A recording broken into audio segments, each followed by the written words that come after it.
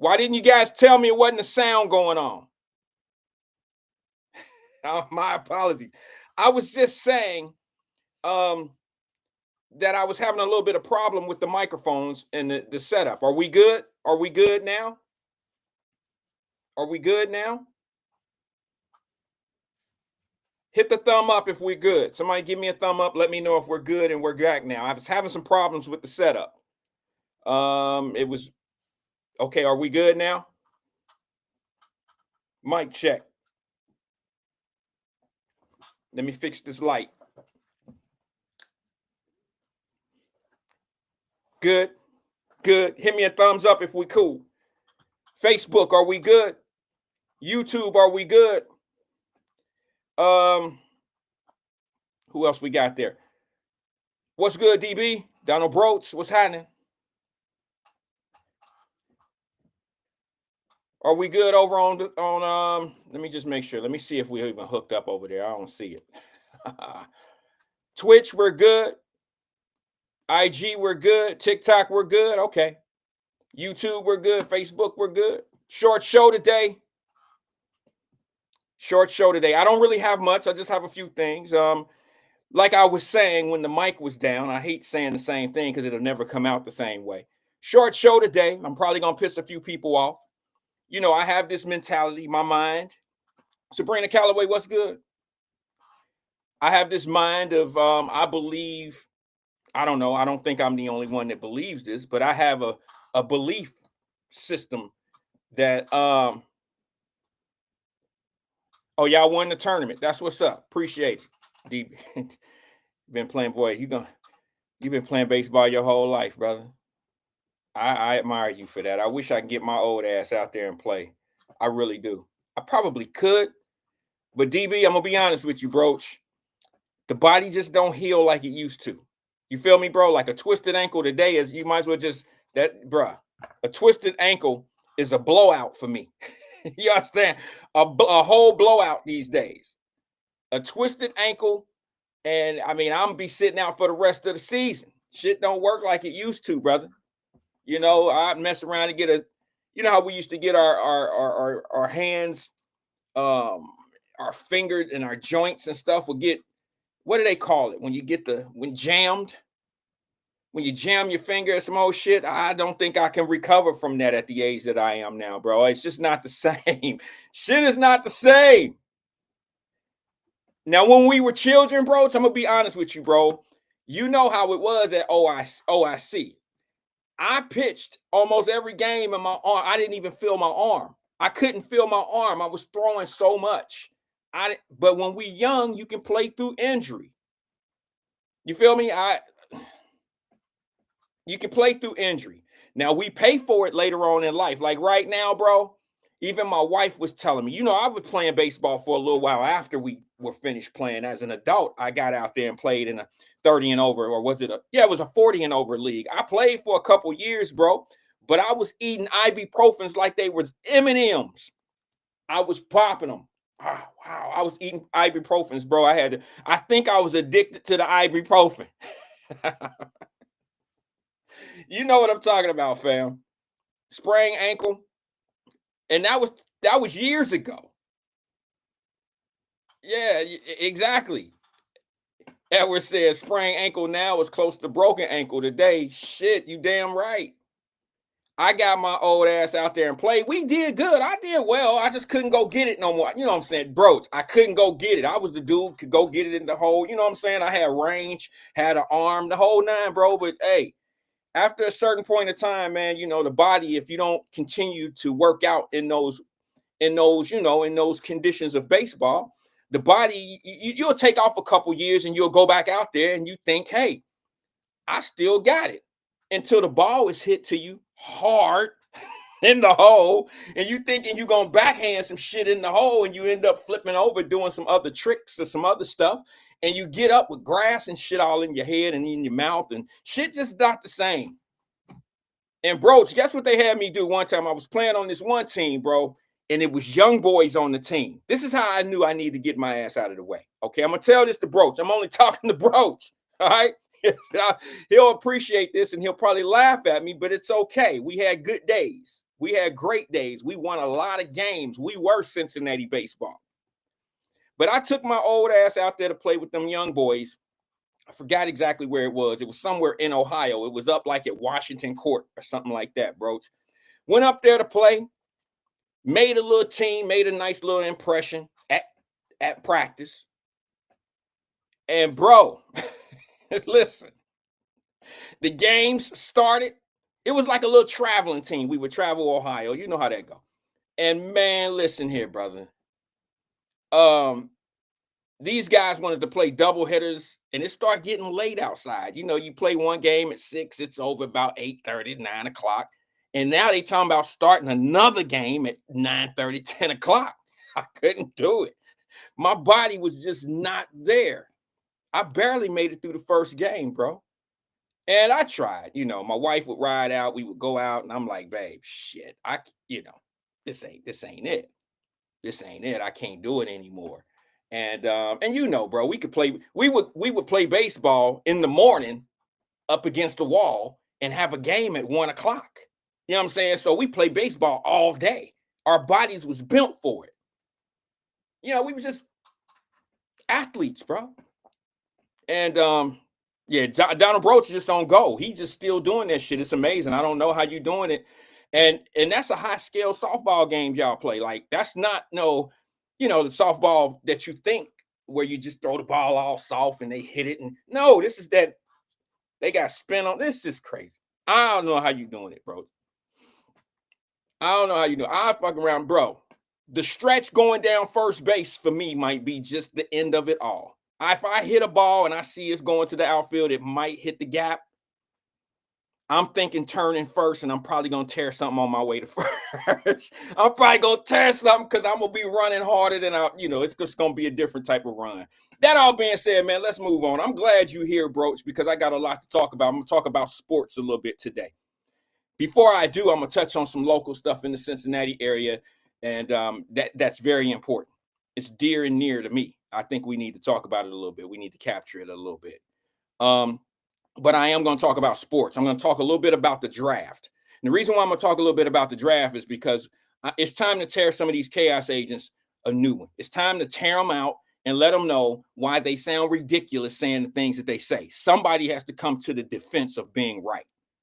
You know, it's very easy to fit everything in this little fishbowl. You know what I'm saying? Because some people live in a fishbowl. Everything is the same. Every situation falls under the category of what they know best. And what they know best is what they talk about the most.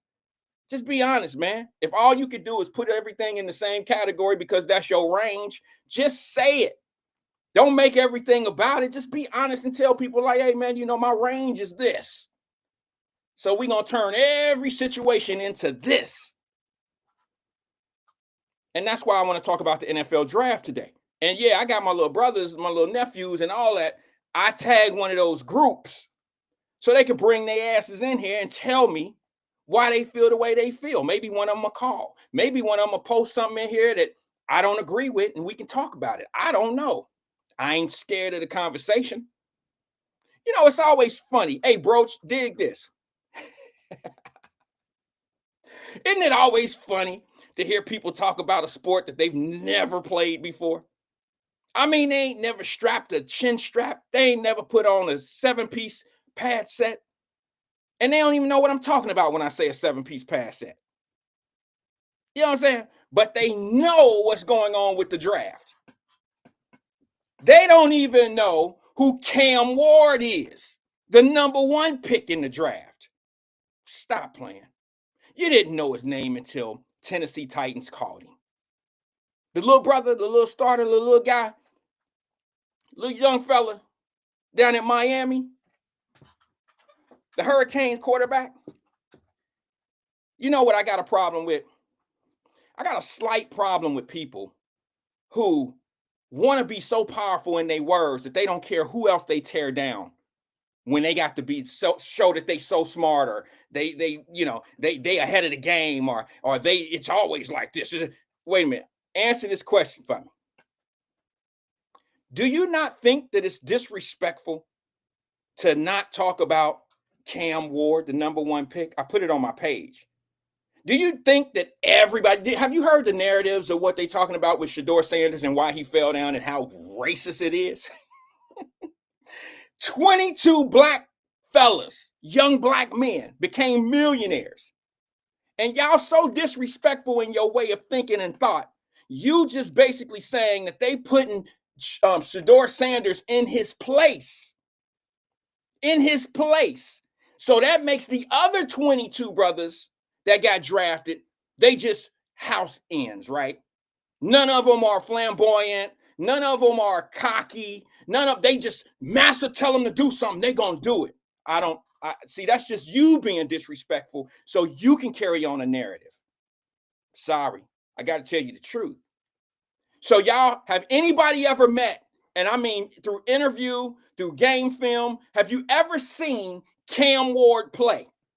The #1 quarterback drafted in the NFL draft. Have you ever seen him perform and play out on the field? Have you ever seen him do his TikToks? Have you ever seen him being who he is away from the game of football? Have you ever seen him? Probably not. So for you to say that they doing Shador Sanders that way because he's a confident black man who has a father in his life and all this old shit and it's racist and they putting him on his place, you don't know who Cam Ward is. You don't know who the Bengals selected, Stewart. You think these are pushover dudes? You think these are just Massa said we sick ass dudes? They're not. They're not. These are confident young black men who know how to be professionals when it's time to be professional. Can somebody in here, and y'all gonna think I'm going in on my man Shador Sanders, nobody out here defended Deion Sanders on a platform heavier than I did. But I'm not the guy that's just gonna dick ride you because you Deion Sanders. I'm not gonna do that. You ever seen me do anybody like that?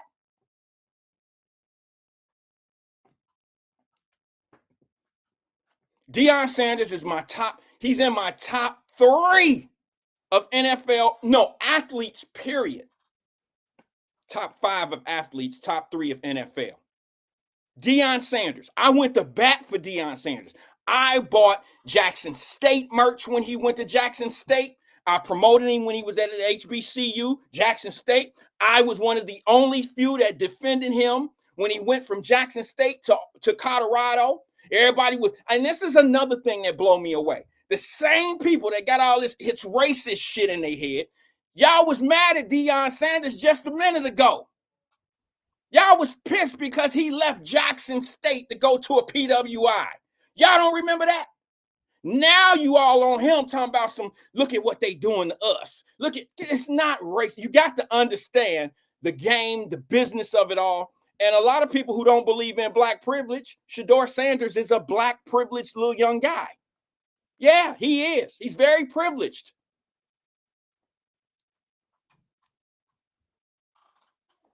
And I'm going to stand on it. But y'all know I love me some Deion Sanders. Y'all know I love Shador Sanders in that whole situation. I love how he blew up the HBCU programs, got them financially secure with these deals with ESPN and Fox Sports. He did his work. He did what he was supposed to do. But I got to say, Deion is very much responsible for his son going where he went in the draft.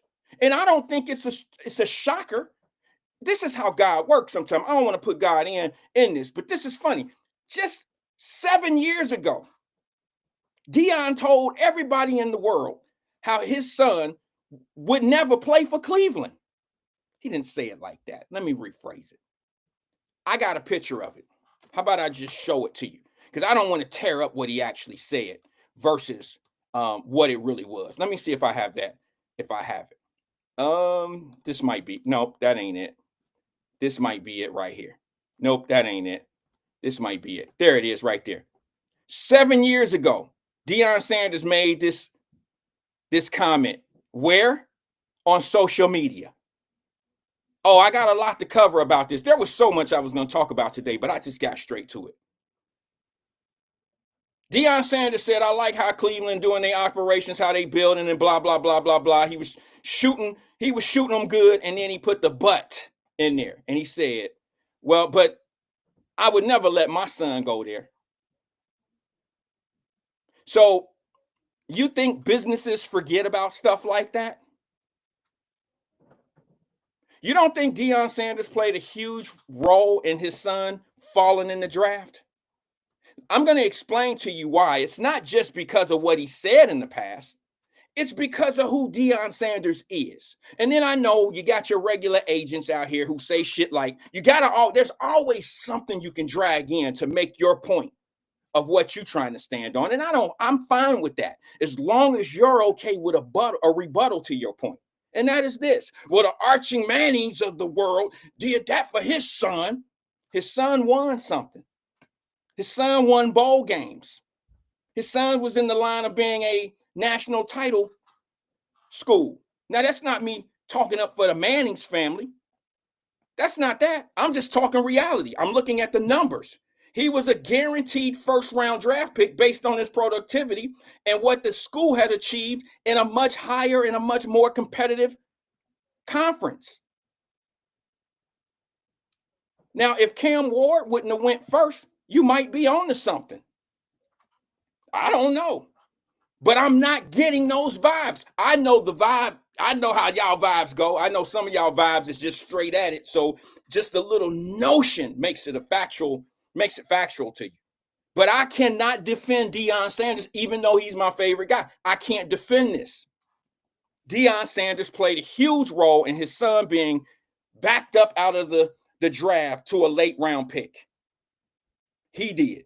And it was the things that he was saying, not just 7 years ago, just 6 months ago, he was on TV.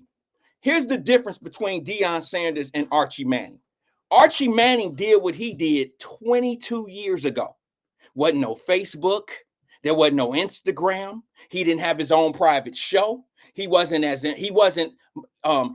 like an influencer as Deion Sanders is today. If you put Archie Manning on the TV screen right now, half of us wouldn't even know who he is. You put Deion Sanders on the screen right now, pretty much everybody know that's prime time, whether you follow football or not. Deion Sanders has so many different social media outlets. He has ESPN and he has Instagram, all these things that they didn't have 22 years ago. So here's the difference between the approach of saying, I don't want my son to play in San Diego versus I don't want my son to go to several different teams and he's going to listen to me. And I don't want him going to them situations. I'm going to play the video because I don't like putting words in anybody's mouth. So prepare yourself for me to bring in the receipts. I'll only have my opinion of the receipts of what he did. Okay, I'm not going to sit here and put any words in any of these guys' mouths. I'll let you hear it from yourself. And then we're going to cover a little bit of the prank. Yeah, the prank that Deion Sanders' son, Shakur Sanders, received, that had to be racial as well. That had to be racism as well. Okay, no, it wasn't. All right, I don't know if y'all remember. Nah, you don't, because your algorithms don't go to this type of shit until it's necessary. All right, once they put racism and shit on the algorithm, once they put that racism out there, now you can chime in on it. I don't know if y'all remember this, but it was a kid last year. Same thing happened to him. Y'all remember that kid from Iowa? Let me see if I got that post up. The kid from Iowa, where is he? There it is right there. Cooper DeJean. Y'all don't remember seeing that video?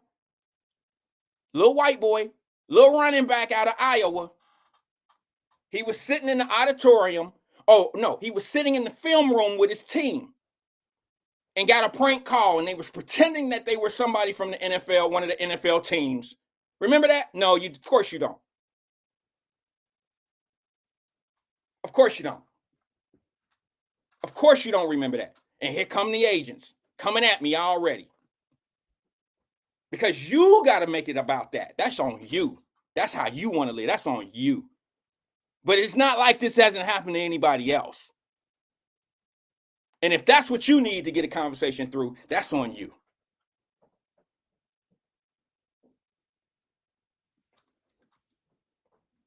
And I got the video. Matter of fact, I do have the video of that young man being pranked. These are just the receipts. This is just me. It's not my opinion. I'm just going to speak My opinion is to the receipts of what I'm bringing to you. That's it. So you can't blame the whole NFL for this young man being drafted in the 5th round. The whole NFL didn't need a quarterback. The whole NFL didn't need a quarterback. And for y'all that don't know, the NFL is just a shield. The owners run the league. The owners run the league. And you're not going to tell, the NFL is not going to plot to do something against a kid. And the owners who have millions of dollars invested in their brand, you're not going to tell them what to do. You're not going to tell them not to pick somebody. And it doesn't make any sense to say that the Browns didn't select him when they should have selected him, but then they end up getting him in the 5th round and they traded a pick to be able to get him. And what a lot of people don't really want to understand, and don't know is this kid still has to make the team. He's a 5th round draft pick and he's quarterback number 5. It's not even a good situation. I'm hoping better for him. I'm hoping better for him. If you want to talk about a certain subject, start your own show.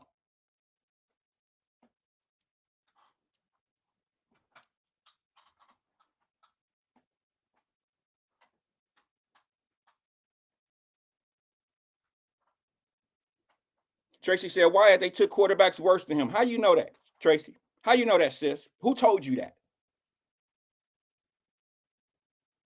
Who told you that? Did you watch those other quarterbacks play? How many did they pick over him that was better than him?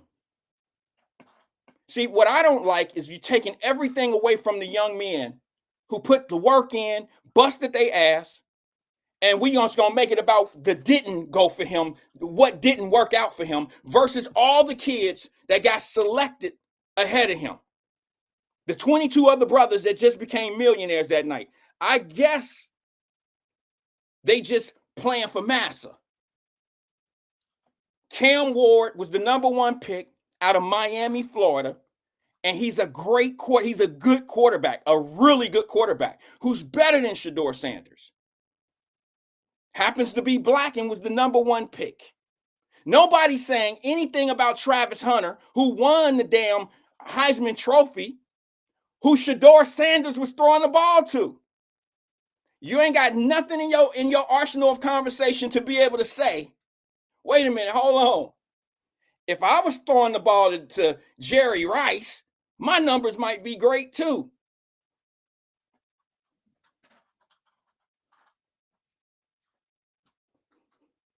Now, can anybody on here say that I haven't gone hard for Deion Sanders over the years? I haven't gone hard for Shedeur Sanders over the years. I've bought merchandise and went hard for these guys. But what's right is right.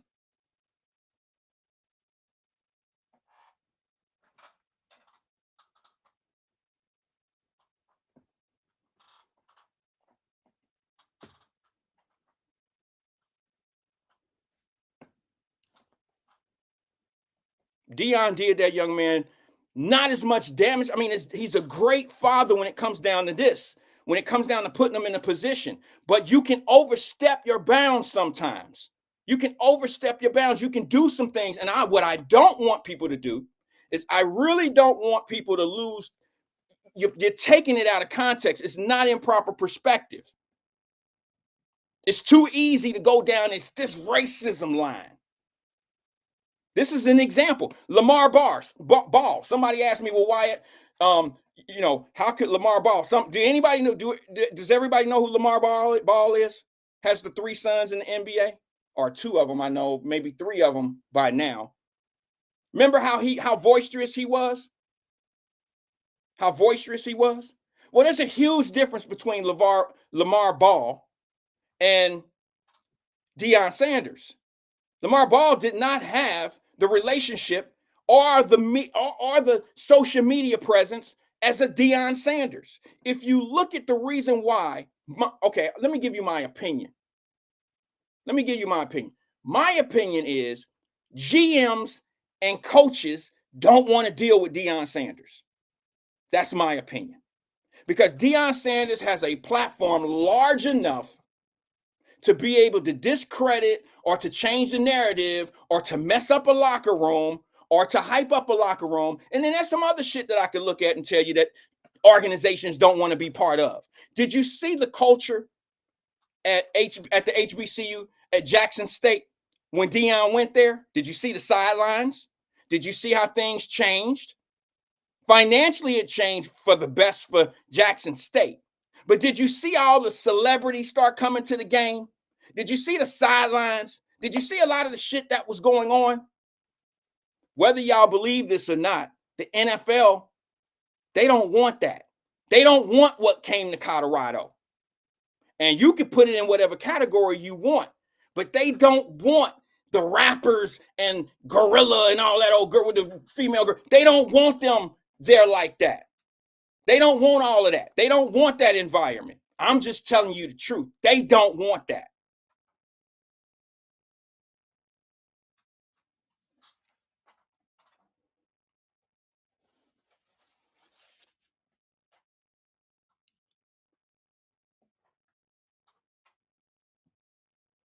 And the reason why they don't want it, because it kills their audience brand.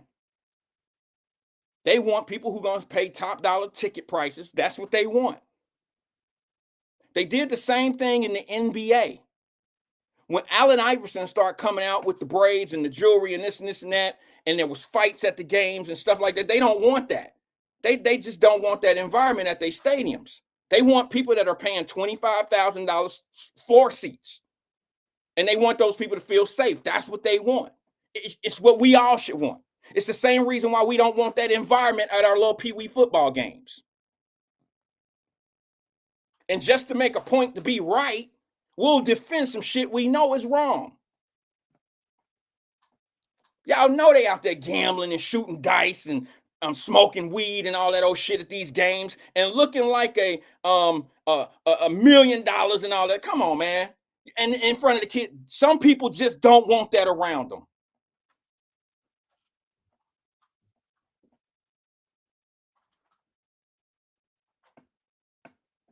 Some people just don't want that.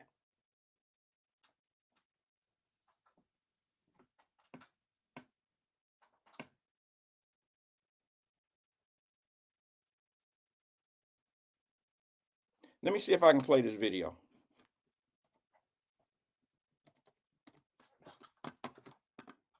I hope the same people that's defending,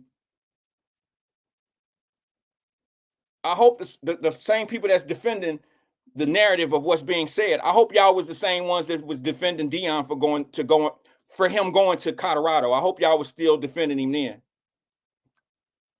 Because I was.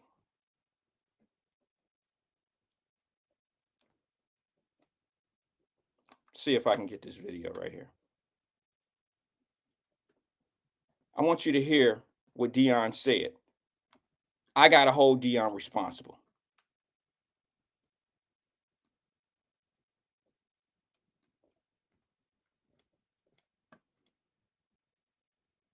Oh, he's coming in here with that bullshit. Niggas be getting tired of that. Let me see, where is it? I don't know if y'all remember this.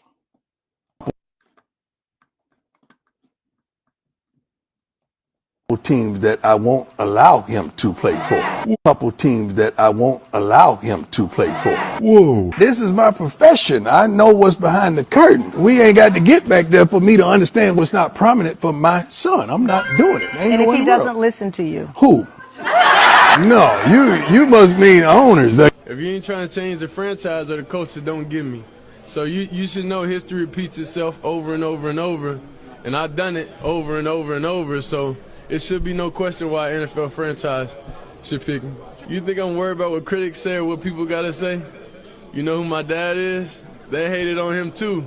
So it's like it's almost normal. Without people hating, it's not normal for us. So we like diversity. We like everything that comes with the name. That's why we are who we are. Listen, I just believe there's a difference between confidence and arrogance. Okay, now I love Deion Sanders as a player, as a father, the whole nine. But y'all got to understand, this young man is at a job interview. See, we see it as entertainment. The business end see it as a job interview. And when you make comments like, if you don't want to change your culture, don't pick me then. I've done this over and over and over. Done what? Over and over and over again. Young man, what have you done? You haven't won anything. Y'all won over in the swag. This is a different league. This is something totally different. Donald Broach, not to put you on blast, I'm just saying, bro, you can't call yourself a World Series winner when you winning championships where you're playing now. See what I'm saying? You can say whatever you won, that keep it in that category, but you can't say guys can't say, this ain't Donald Broach right here. You can't say you a Super Bowl winner when you've been playing semi-pro football and winning city Super Bowls. You're not a Super Bowl winner. You're a semi-pro bowl winner.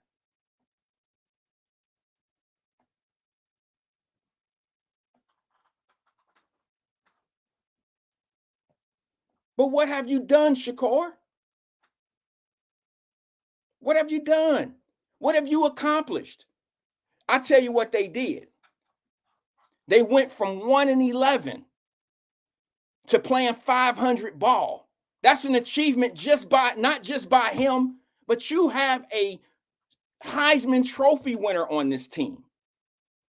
And y'all not even talking about this young man. You making all this conversation. The only time y'all talked about Travis Hunter is when it was in a form of negativity where you can jump down the throat of his girlfriend, tell him how much of a fool he is. Nobody ever talks about his greatness. Nobody talks about how he plays on both sides of the ball. Nobody said congrats, like damn. It's all how stupid he is, how his girlfriend had him hanging outside at the parties. That's what to say about the young man. Let me tell you one thing that I feel. When it comes down to Archie Manning and Deion Sanders, there is not a comparison of who can impact a ball club. What I mean by that is a locker room, a social media presence.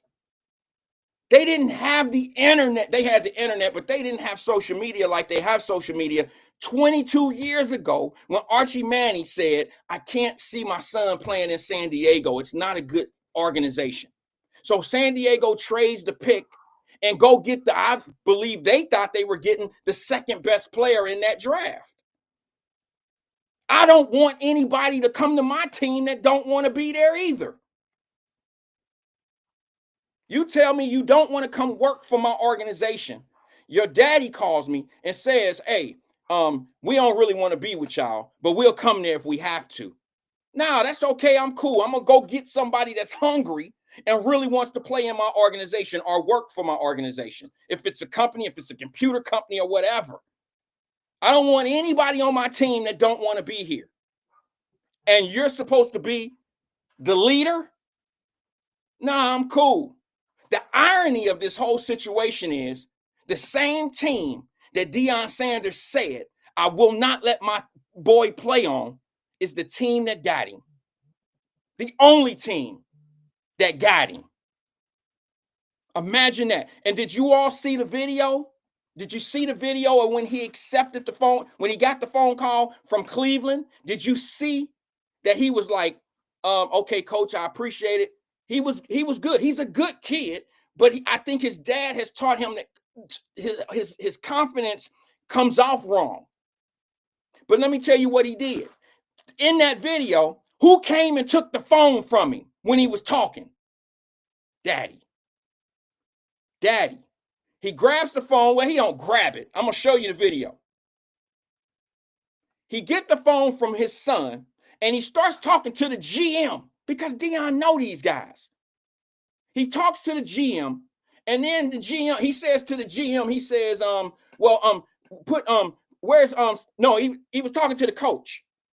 And then he went from the coach to the GM. He said, hey, put such and such on the phone. I don't know the GM's name, but I'm going to let you see the video so you'll know what I'm talking about so you won't think I'm talking. He grabbed the phone. He tell the guy, well, put such and such on the phone. This is Deion Sanders telling him, put the GM on the phone.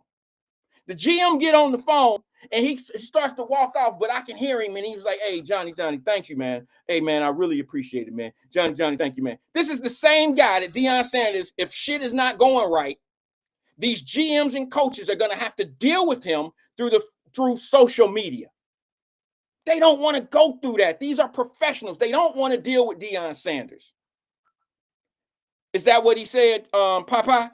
Put Barry on the phone? Then you know what I'm talking about. Listen, I don't know about y'all, but when my baby go interview, I ain't going to be on the phone.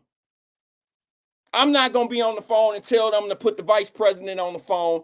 I know you've been dealing with HR, baby, but let me call HR and let me make this phone call. Let me see if I can get Barry on the line. They don't want to deal with that. And then when they don't deal with it, guess what Deion Sanders does? He does the same thing he did, just what he did before his son even got drafted. He starts talking bad about these organizations. And he starts saying things about maybe Jerry Jones. If it was Jerry Jones, he would say things about the GM. He'd say things about the play calling. He'll say things that'll damage the brand of that franchise. Don't y'all understand that? Shakur Sanders is good enough to play in the NFL, but he's not so good that the NFL can't make it without him. And sometimes people that you have around you can mess it up. They can get you there.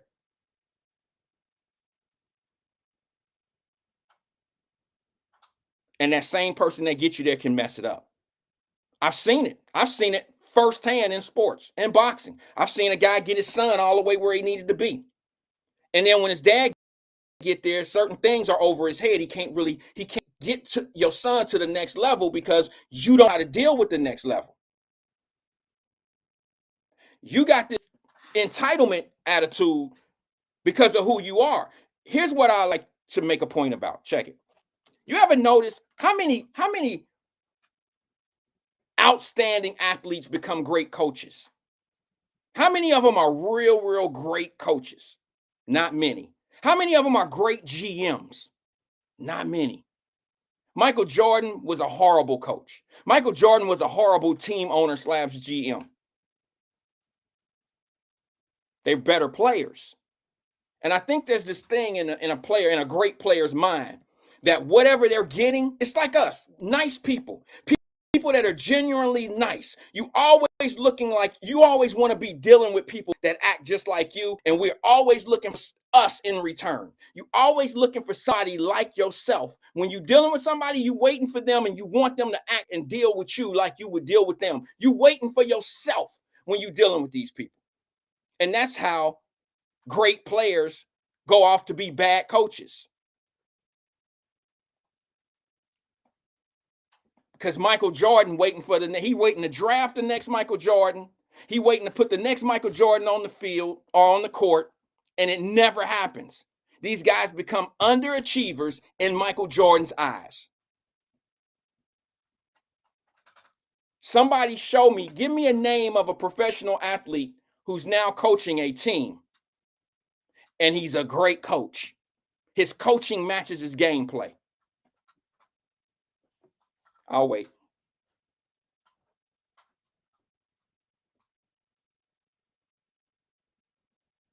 Black Popeye says most coaches been white. Let me tell you why the white ones are predominant. Let me tell you why white coaches are predominantly in that field.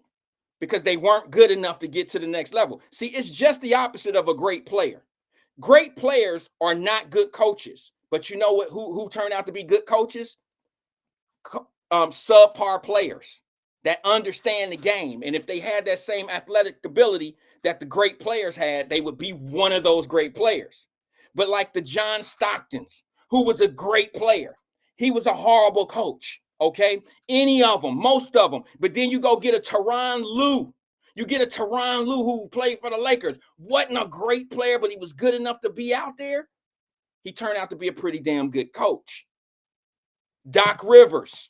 Doc Rivers wasn't a good player. He just happened to be good enough to make it out there. Name one, Black Popeye. He said not true. Name one. Name one. Name a great player, white or black or whatever. Larry Bird. Larry Bird was a great player. Anybody in the NBA will tell you. But Larry Bird was a below average coach for the Indianapolis Pacers. He was a horrible coach.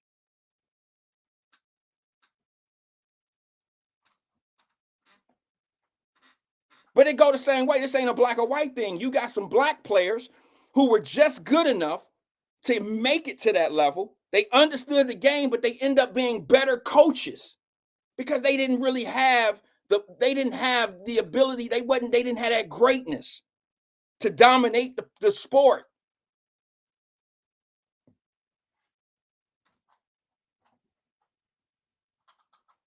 Cedric B. Robinson said Dusty Baker. Dusty Baker was not a great ball player. There was so many, bro. I know he played with Satchel Paige and them. Now I'm just playing, Dusty. He was an average ball player. All right. He'll probably go down in the Hall of Fame of Major League Baseball as a Hall of Fame coach / manager versus a player. Pete Rose was not a great manager. I'm sorry. Pete Rose, y'all saying Pete Rose? Pete Rose was not a good manager. I ain't gonna say what I want to say about Pete because he's a homie, and I don't want to insult the homie. But Pete Rose was not a great manager. All right, Pete Rose was a great baseball player, and he wasn't even a great baseball player. He was a great hitter. You don't know nothing. Show me a highlight reel of Pete Rose making Charlie Hustle made some nice catches. Y'all throwing up name of average coaches. And I'm not mad at that. I'm just saying you're making my point. Ronald Dixon, what's up, bro? He said Mike Tomlin. Who can show me a Mike Tomlin film? Who can show me him in the league playing? You got to reach deep for that. You know who got a coach right now who wasn't really all that great at playing, but he ended up being a better coach than he was a player? Zach Taylor, right in Cincinnati. We have a coach in Cincinnati who was a quarterback for I think Stanford. He understands the game, but he wasn't good enough to go to the pros. So what do? They step into coaching, and they have an inside track to those jobs as well. And to be honest with you, man, I'm going to be honest. Listen to Tim McGee and them guys. They'll go out and help out a team. Mike Martin and them guys that go help a team, but they ain't really trying to get into the coaching game like that. Maybe Mike Martin would because he coached high school and he's passionate about that. But I think Mike Martin could be a good coach if he really wanted to. I think Tim McGee could be a good coach if he really wanted to. But these guys didn't pursue it. They didn't go to Tennessee, where I think Tim McGee went to Tennessee. I don't remember Tim McGee ever being a coach or doing what some of these guys are doing to the end. And get in the coaching game. Most of them don't want to be bothered with it. It's not the easiest thing to do today. Oh, he was at Nebraska. I'm sorry, I said Stanford. I'm talking about what's his name? Zach Taylor. He was at Nebraska. My bad. The same color uniforms. It threw me a bit. But I don't know if you can consider Black Papa. I don't know if you can consider Deion Sanders a great coach. Here's what I say. A great coach don't always come with winning and losing. I'm not going to put Deion Sanders as great coach yet. He hasn't been at that top tier level long enough to call him a great coach yet. But what I will say about coaching is it's not what you're teaching the guys, the kids, your team. It's not what you're teaching them. He's the general of a war, of an army, and they're in war. Generals do good when you put great people around you, like anybody else in business, whatever. The top dog is responsible for the ultimate win or the ultimate collapse. But what makes you win and what makes you collapse is the people that you build around you. All right. So Deion Sanders is still working on things right now. So I can't put him in the category of great coach. Up until the point of what he did to Shakur, as far as getting out there and saying the things that he said, outside of that, I would put him in the category of being pretty much a great father. Okay, outside, him being a little helicopterish, if that's a word. He's a helicopter dad. All right. And it got to a point where he's dealing with different organizations. You know what I'm saying? Teams weren't lined up to take Shakur Sanders like they were Deion Sanders for him to get a job at their major universities. Deion Sanders just walking in the building was going to make a major difference right now, because what did Deion Sanders tell y'all? What did he say? I'm bringing Louis luggage with me. He meant Shedeur Sanders. He meant Travis Hunter and them guys. Horn. He was bringing ballers with him. So any organization he stepped to at that level, he was going to upgrade them. David Martin said Tony Dungy. Tony Dungy was average. I'm not, see how bad that sound? Now, I love Tony Dungy because Tony Dungy is one of them guys that opened up opportunity. You know what I'm saying? He opened up opportunity. He did some things that we can talk about on another day. And he's made some solid points about some situations as well. I like Tony Dungy, but you're not going to just make me love Tony Dungy because he was just in that. Is he a Hall of Famer? He'll go down in Hall of Fame as a coach, but I don't think he's a Hall of Fame player. Boy, I had a lot to talk about today. I know I'm not going to get it all in. I'm about to go to the phone lines. I know I'm not going to get it all in today because I see some things going on in the city that y'all, I don't know if y'all really want to talk about it. We're going to need a whole show about that. Look in the Wyatt Live Messenger group. I'll touch on it for a hot second. If you look in the Wyatt Live Messenger group, you'll see that I see that, Donald Broach. I'll talk about that. Give me 1 second. He said Deion Sanders' son went to Tampa Bay. What's his name? The other one. What's the other dude? Come on, Black Popeye. Stop playing. Stop playing. Is Tony Dungy, is he a Pro Bowler? I'm sorry. Is he a Hall of Famer? No. He's a Hall of Fame coach, but not a player. Stop playing.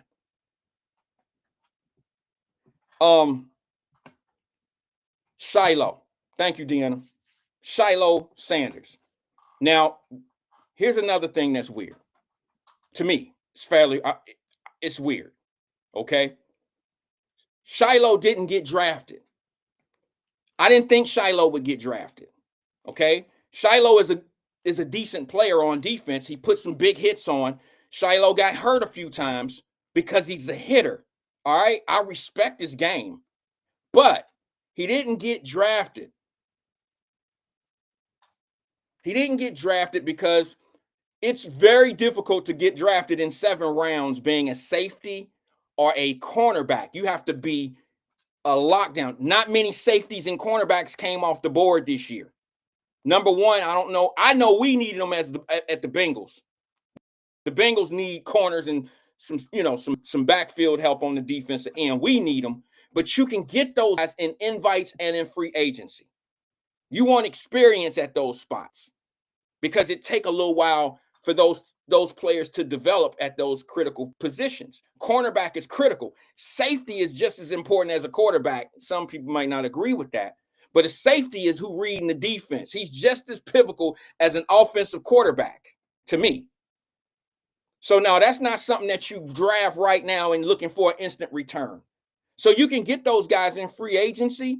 And sometimes you go off in the block and you give them invites. So Shiloh, let me get to him real fast, and then I'm going straight to the phone line. Shiloh gets a camp contract. Him, just like his brother Shedeur, they both have to make the team. Shedeur does not have a locked-in spot. He has to make the team, and it's 5 quarterbacks on that roster. You just paid Deshaun Watson $200 million. You brought an old-ass Joe Flacco in at 40 years old, who actually who did pretty good last year. And then you draft a quarterback before Shedeur Sanders. Now, the other guy, I don't really know much about him. I'm going to be honest with you. I don't know much about that guy. But you got 5 quarterbacks. Shedeur has to make it. And I don't think he'll have a problem doing it, quite honestly. Especially if he play. And here's a slight. especially if he play the Bengals. He got to play us in the preseason. He gonna have to play us in the regular season. If he play us in the preseason, he definitely gonna make their rosters because the Bengals do horrible, and I emphasize the word horrible, against rookie quarterbacks. I don't know what it is.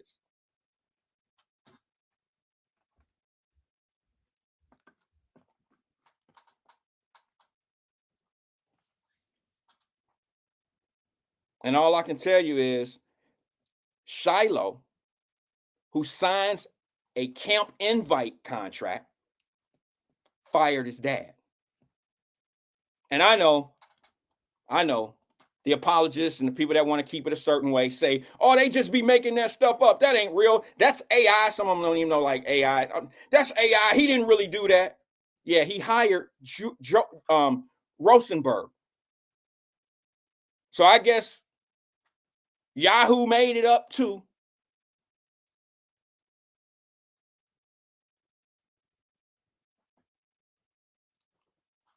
Drew Rosenberg is who he hired.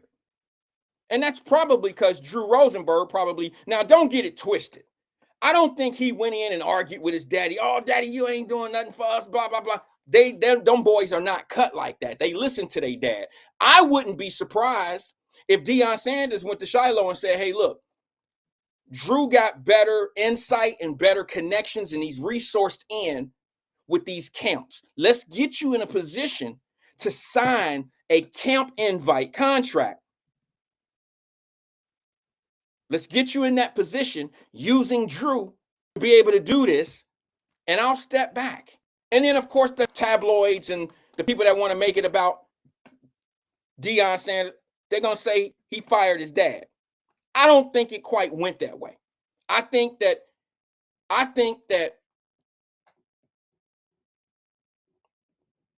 Deion Sanders did what was best for his son and told him, let's go get Drew Rosenberg so he can put us in the best situation that we can make a team. So you can't go to a team that's already set up in that position that he plays and think you're going to make that roster. But I know for a fact, being a Tampa Bay Buck fan, that they weaken the secondary. We just lost the kid from Cincinnati.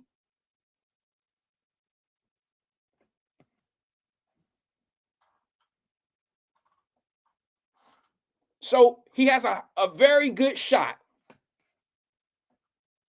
at making the Tampa Bay Buccaneers.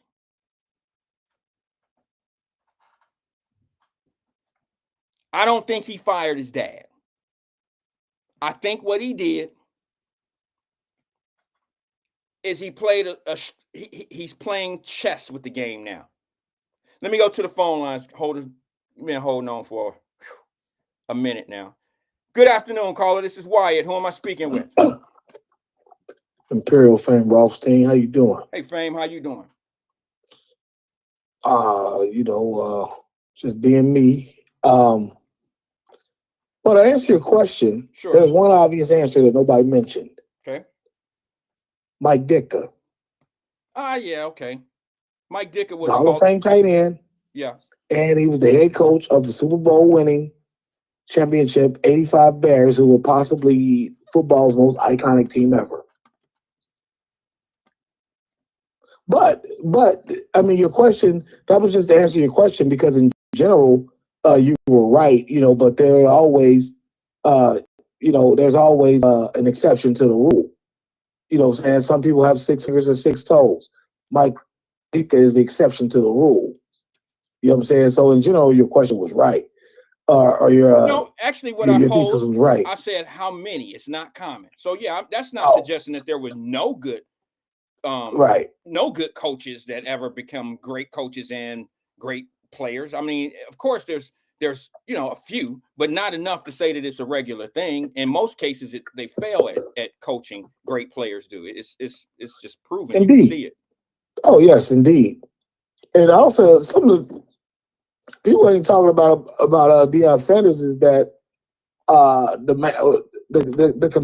comparison to the Mannings is a non sequitur, because Archie Manning was a quarterback and has two sons that were quarterbacks. And he had a son in the league at the time of Eli who was already showing the promise of greatness 3 years into the league, Peyton Manning. Okay. And so Archie could call that dog. You know, he had the clout to call that dog because Eli it was well known that he would be the number one pick. That he was, the best player. That he was the best NFL ready player in the drafted that year, and so that he would be the number one pick. So, all that stuff about Shador, this and that, is like it was always kind of like sketchy about Shador. He's not a real big guy as far as quarterbacks go. He's only 6'2". He's not fast. Very average speed for a Division I athlete. You know what I'm saying? There's nothing that jumps off the page about him other than the fact that he's Deion's son, who's never played quarterback and doesn't have the quarterback lineage as Archie Manning does. But another thing that they're not talking about that doesn't fit the narrative, the Mannings versus the Sanders, is that, okay, Archie got away with that during the draft back then, but Eli's paying for it now. He wasn't elected into the Hall of Fame. Okay. Despite being a two-time winning quarterback for the Super Bowl, beat Tom Brady twice, he wasn't elected to the Hall of Fame on the first ballot. Now, that's not saying he won't get in, but there's something about that being that first ballot Hall of Famer.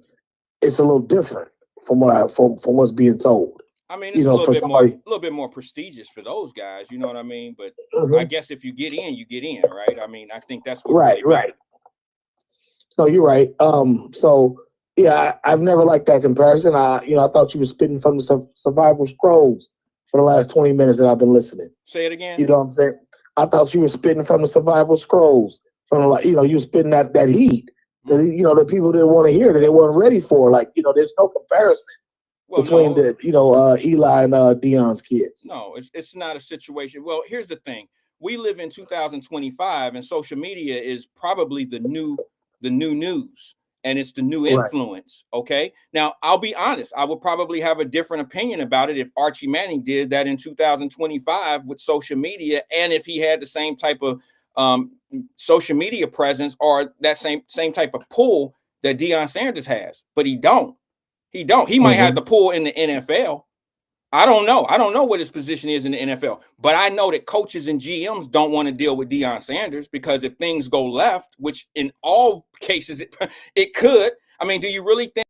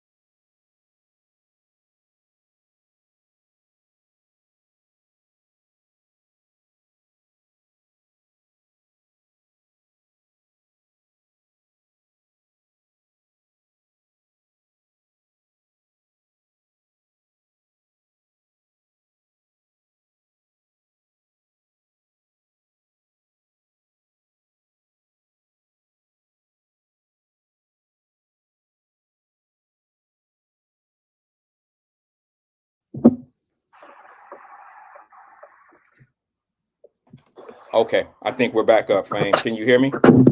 Yeah, I can hear you. Okay, sorry about that, guys. I think we had an internet problem. Can you guys hear me now? Can you guys see me or hear me?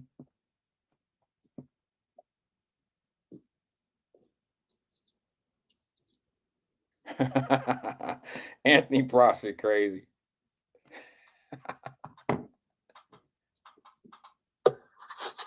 Anthony Prosser, I bet he said something mildly retarded. Okay, Steven Speed said you're back. Thank you, man. I appreciate it. He said 50. Ain't nobody got no $50,000 with no equipment, bro. You tripping. But Fame, I think what I was saying, thank you guys for holding on and coming back. The internet or something went down. I don't know what's going on. But what I was thank you, Donna. DB said we good now. What I was basically saying is it's 2025. I would have a different outlook on the Manning situation if they were still if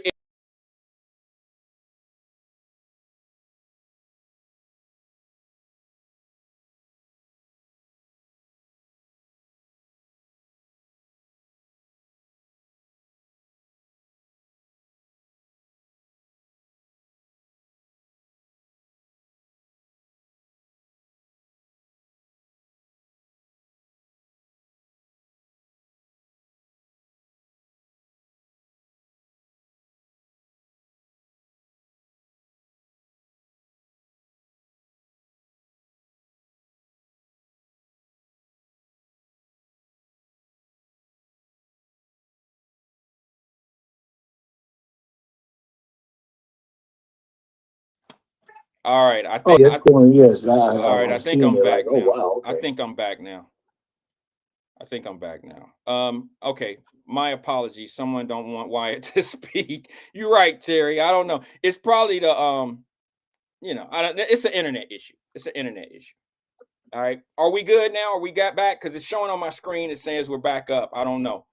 But Fame, what I was basically, we're just gonna keep on going, and if it freezes, then we're just gonna talk through it, okay, bro, and just keep I'm our with you. pattern, our train of thought, because I keep losing my train of thought through this process, through this problem. My thing is this, bro. We're in 2025, and if the Mannings had the same technology that we have today, I would have the same problem with them if he had the pull as Dion and the technology. But that's not the Right. case. Dion understands who he is and what he is, and he understands the influence that he has on a GM and a coach. And if Dion's Right. son, which is going to an organization that does not have a good reputation of treating quarterbacks a certain way or winning, that's why he made that mention of it 7 years ago. Remember that, Fame, when he was talking bad about Cleveland and he said he wouldn't want his son going there. He wouldn't want any quarterback to go there, quite frankly. Now he has to kind of eat crow for that because that's the only team that picked his son. You see, that's the irony in that. And it was just It really was a wrong. mercy pick. I don't know if they really wanted him. Who drafts two quarterbacks? And when was the last time we seen that? I'm not saying it didn't happen, Fame, but you're a sports dude. When was the last time you seen one team pick two quarterbacks in the 7th-round draft? Maybe in the late round, 7th round, when they can steal somebody if he's still on the board. But in most cases, no, actually, it was Washington. They took RG3 and Kirk Cousins, like first and third pick or something like that. Well, that was probably but like you said, it happens, but very rarely. Yeah, that was probably because they thought that RG3 was a steal at that spot. And you can always put a guy like that in a position where, see, here's the thing. When you get an RG3, they wasn't drafting him just to be a quarterback. They was going to do him with the Cardell Stewart type of thing, make him a slash type of a guy. So he wasn't, they didn't just recruit him they didn't draft him just to be, a potential starting quarterback. They thought they were getting a Cardell Stewart slash type of guy. You understand what I'm saying? That's in my opinion, because he could do that at Baylor. He was a runner, and RG3 was pretty good at Baylor. No, you're right. You're 100% right. So, but yeah, because of the technical difficulties, I'm gonna hop off here, and we'll pick it up again some other day. I can't howl because I'm hoarse. Oh, somebody's sick. Yeah, but it's been real, y'all. Now holla. Thank you, Fame.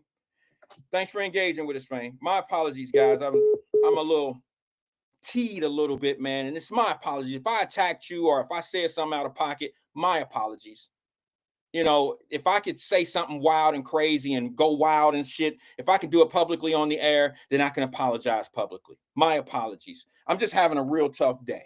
I'm going to be honest with y'all. I got a lot of stuff going on. I probably shouldn't even be on the air right now. I'm going to be honest with you. I probably shouldn't even be here.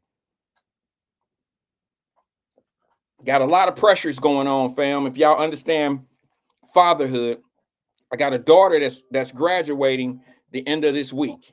We're going to Nashville this weekend, and my daughter is graduating on Saturday. She's walking across the stage Saturday, and I'll be heading right back. We're going to go to the graduation and we're going to go right back. We're going to leave that day from Nashville. So I got a lot going on this week. I'm trying to prepare for a graduation dinner, a graduation ceremony, family that's trying to do some things all at the same time and meet. You know what I mean? So I apologize openly to anyone that I may have offended. I really do. I'm not that guy. Y'all know that. It's just that when you under pressures and when you feel in a certain way, and that's why I probably shouldn't be on the air.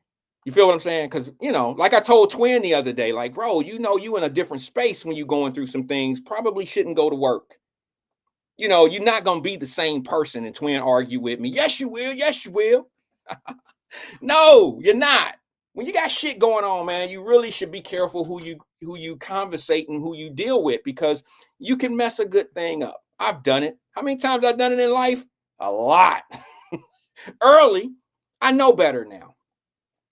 In life, boy, I've told you, I've showed up in some situations and I was angry. I was mad. And I knew I shouldn't have been there. And my grandmother told me a long time ago, boy, you're going to go and you're going to walk into something one day, and it's going to be more than what you really want to deal with, because you're going to deal with it the way you want to deal with it at that time. Your emotions going to take over and you're going to deal with it. And then you're not going to pay the price right then and there. You're going to pay the consequences down the line somewhere. I remember, Donald Broach, if you're still here, bro, let me tell you this little story. This is me and DB talking for a second. I remember one day I was playing, I played baseball for my job. They had a league that they were playing on like a Tuesday night. Y'all know them little beer softball nights. And I don't really socialize. I've never been the guy that hung out with people away from work. I don't go to the happy hours with the guys. I don't go to the strip club with the guys. I just don't hang out with colleagues. I don't hang out with people that I work with, because I want you to know me for who I am at work, not for who I am, me. I don't want you to ever know me. Just know me as what we doing for a living. That being said, I don't have a problem with people that do hang out from work. That being said, baseball being one of my favorite sports, I took them up one night and said, okay, I'll come out and play. They had a guy that was down, he was hurt or whatever, and they was like, come on out, man, you can fill in with us and blah, blah, blah. And I was like, okay, man, I'll come out and play. It ain't no big deal. It's out at Rumpke in Cincinnati. Y'all know the Rumpke parks out there. They have baseball parks. So I go out to Rumpke with the company that I was working for at the time. Now, I'm a young fella and I still got the wheels. I still can go get it. You hear me, Broach? I'm that guy that can play. Check it, bro. Situation happens where one of the sales managers, he's the captain of the team, but then another department manager, I don't really know him. Okay, I don't really know this guy. So I don't know much about what kind of pull he has in the company. Well, this dude he was like a fat, out of shape white dude, who always talked to people. And I'm talking about when he talked, he was talking like he was the manager of the baseball team. He thought he was managing the Reds. So he would talk crazy, blah, blah, blah, blah, blah.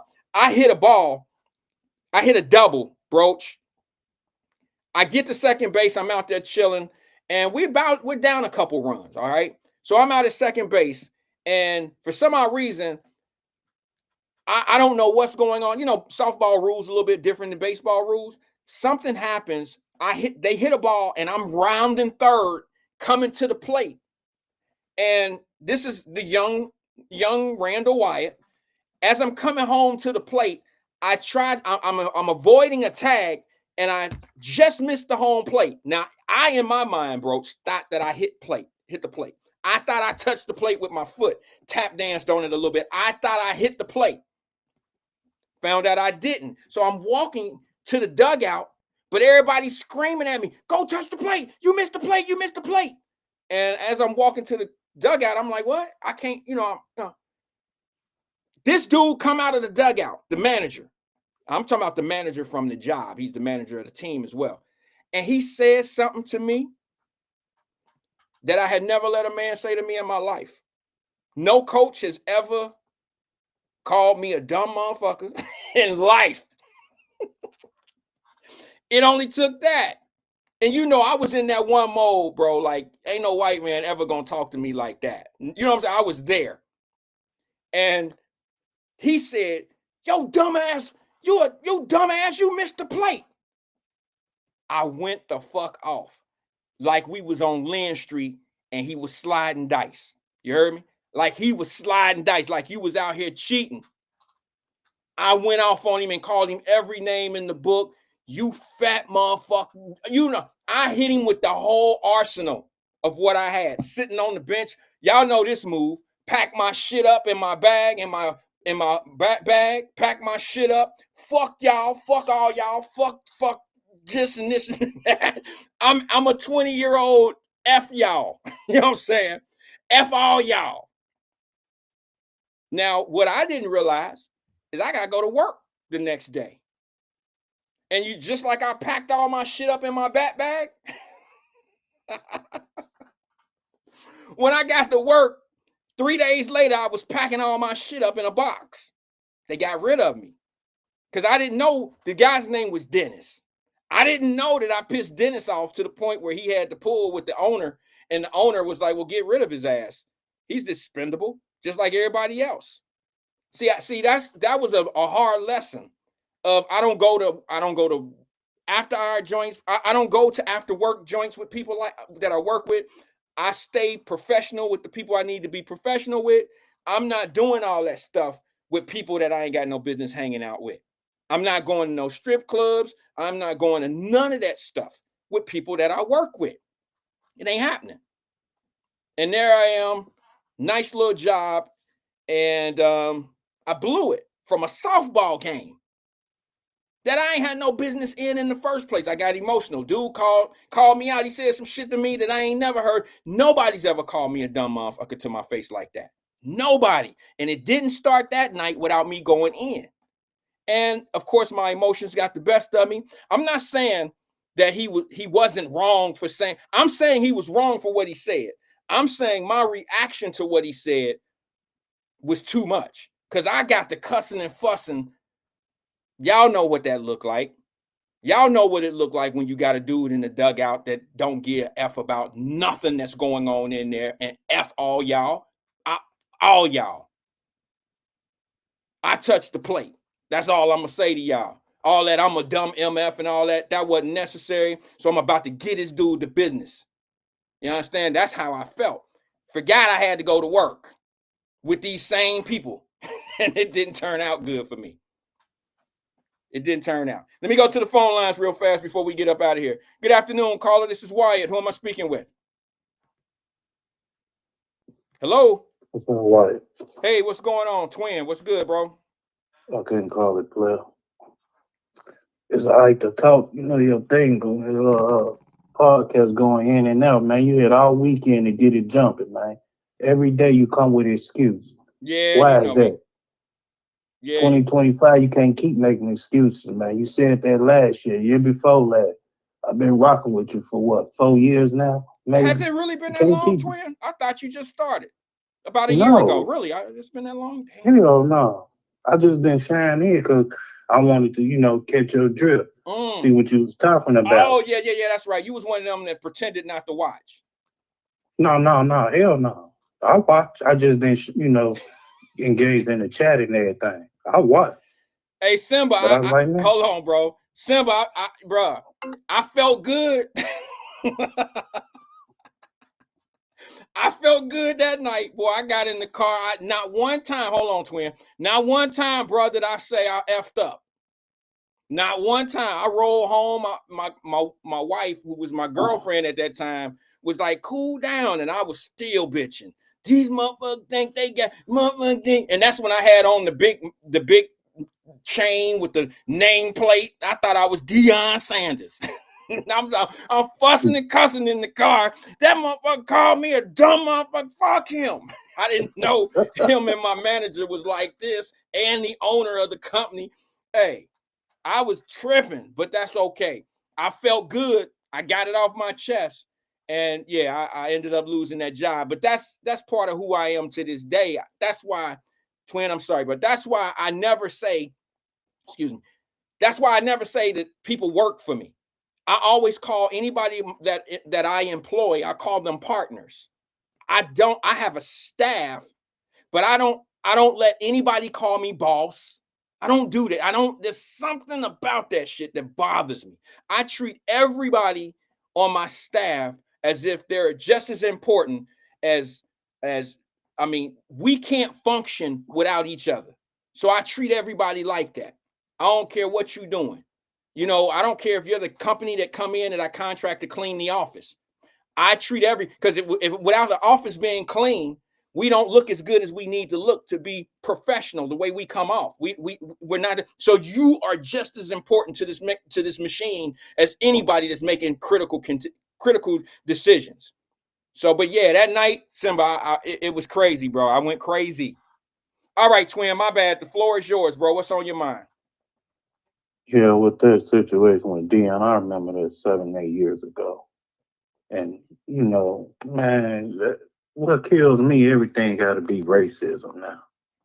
Man, and I don't like that. Or if it's racism, it's Donald Trump. That fuck, man, it is what it is. So big. As long as somebody back got drafted, man. I mean, even though he got to still fight for that 5th position just because he got drafted. I mean, as long as he got drafted, is my opinion.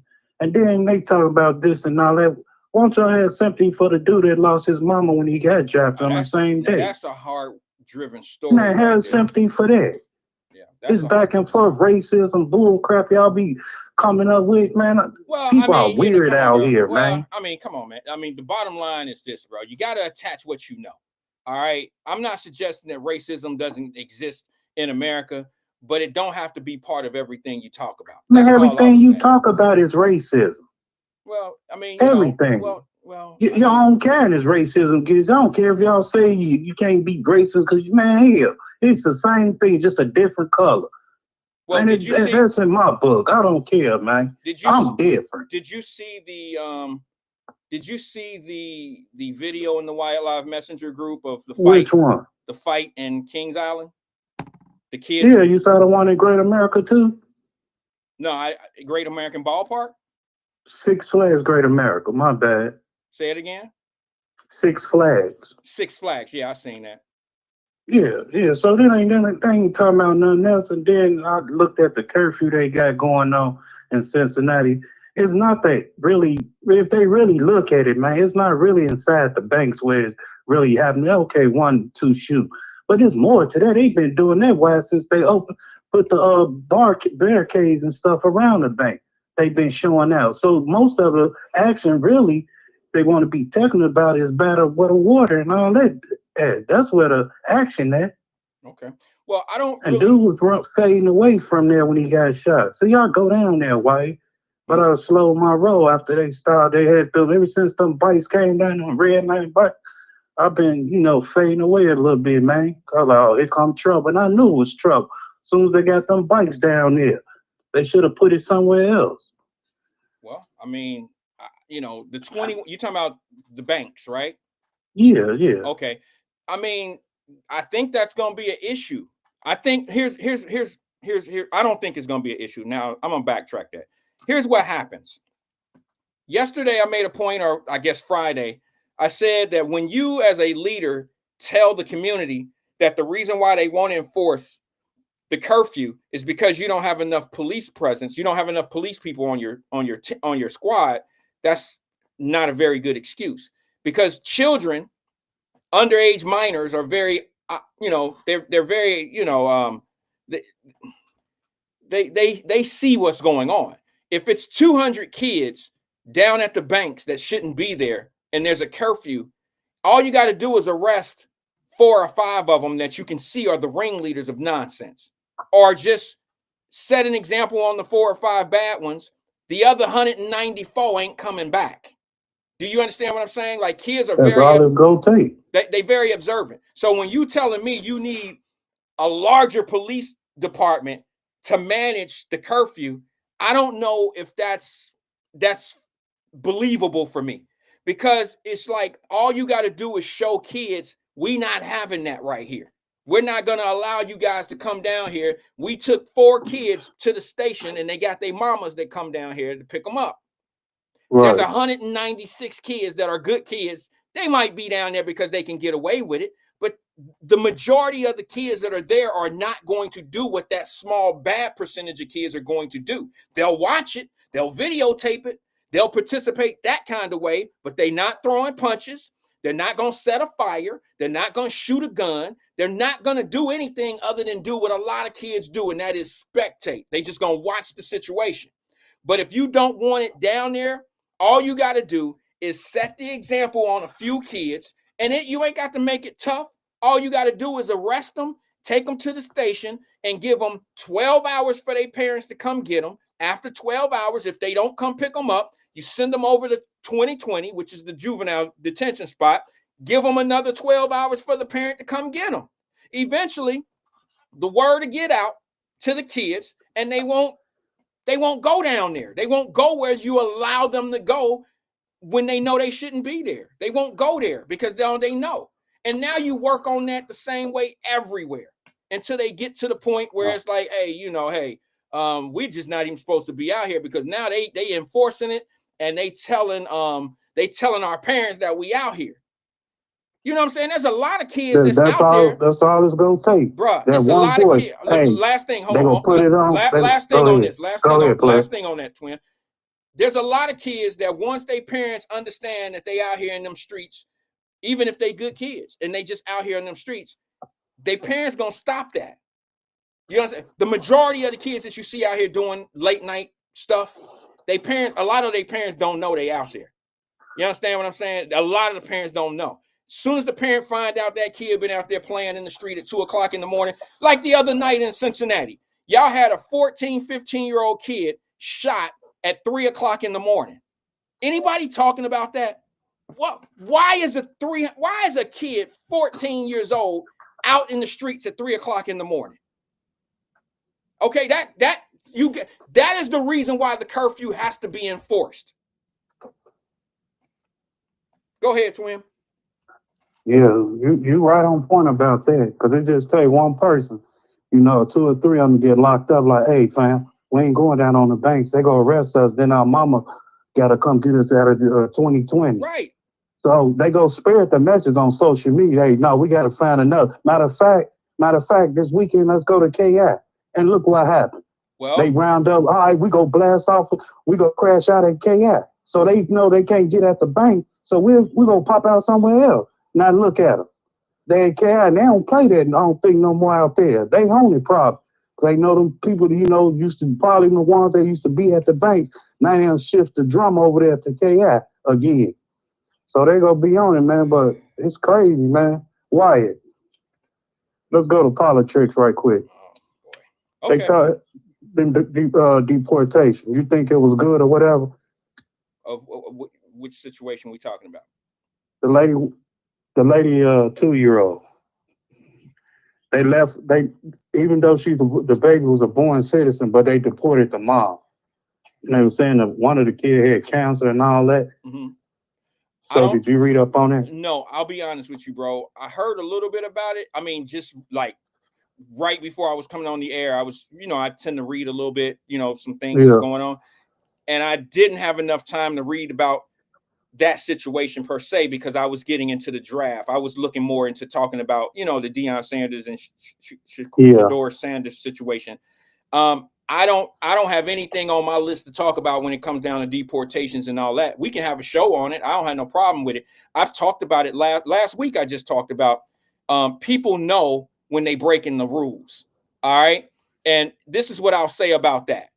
If a mama go rob a bank and she's pregnant, okay, she going to jail. And when she go to jail, what do y'all say about the baby? All I'm saying is come to get it, right? All I'm saying to you is separations of family has been going on in the Black community for a long time. They don't care that you got a baby on the way, bro. You selling dope, and they will separate you from your family. So and this ain't no black or white thing for me when I say this.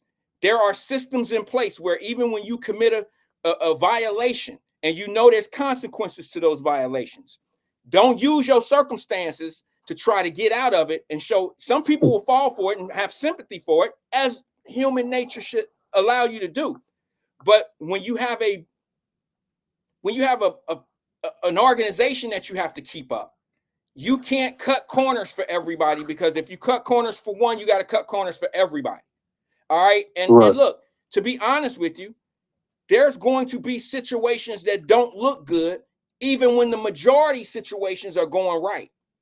You know what I'm saying? There's going to be a kid sitting in a classroom that gets straight A's, and they're going to have to write on a book report because a badass student interrupted the class. It's been happening forever. I've been one of them guys that's been a good guy, nice guy, and I pay the consequences of people around me that do dumb shit. Like, we all have been in those positions where the nice person pays the same cost as the bad person, because as a group, we were all in the same place. I did it a lot of times playing sports. A guy can't hit a free throw, so we can call it and snap it up for the night. He missed the free throw. Now we all got to run 5 laps. One person's actions cause everybody to pay the price. It's been happening since forever. You see that one more thing. You see that prince of that president of Africa, right? Okay. Abraham Tarafi, whatever his name. Okay. You think they go get down? You think they go get down on him like they did Gaddafi, man? What did he do? I'm saying he doing everything right as African, you know, helping his community, help the people in Africa and all that. I can tell you this, but he ain't getting on cold with them, with the United States, and he shouldn't. I'm gonna be honest with you. Yeah. He look, bro, they don't mess with the West. I've been trying to tell people this the longest. You know how much blowback I got one time because I said Haitians don't really rock with Black Americans, like Black people from other countries don't really rock with Black folks in this country. I mean, I got a lot of blowback for saying that, but the truth of the matter is they think different than we do. They're a little bit more unified, and they believe doing things their way, and they stick together.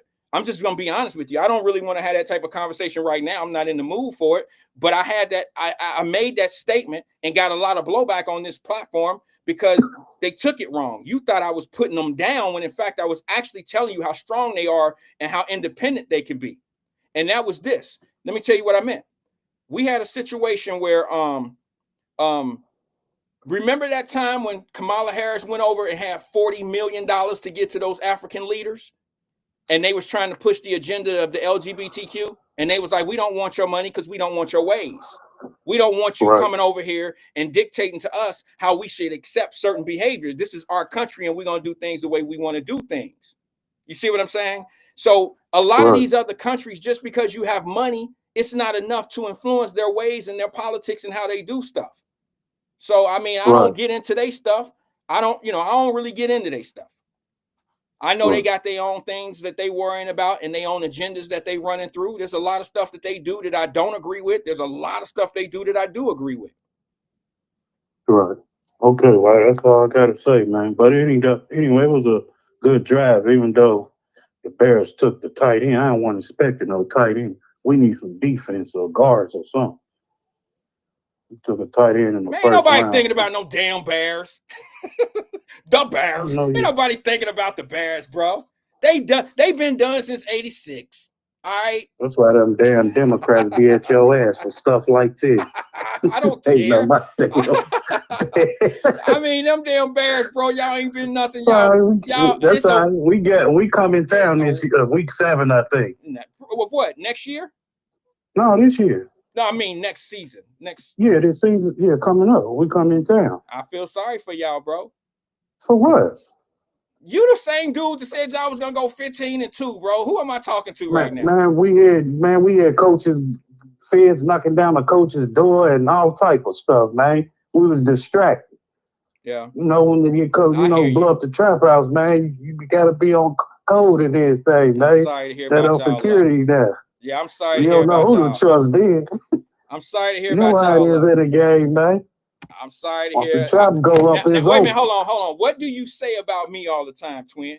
You got all them excuses. That's what I'm gonna say about you right now, brother. You sound like a whole lot of excuses. Good comeback, player. Good comeback. Yeah, you sound like a whole lot of excuses right now. The Bears have been done for decades, my friend. When was the last time? And you probably don't even know the answer to this. Maybe you do. I don't know. I'm gonna give you the benefit of the doubt. When was the last time the Bears made it to the playoffs, bro? Last year, maybe? Did y'all make it to the playoffs last year? I don't try to be funny, No, man. I'm just saying. I'm just saying. I don't follow the Bears. They in the AFC. They in the NFC. They in the about NFC. a decade. It's been that long. Yeah, Bruh, maybe please. since Lovey left, we probably went like a little bit after Lovey. Okay. Well, do me a favor, Nagy. bro.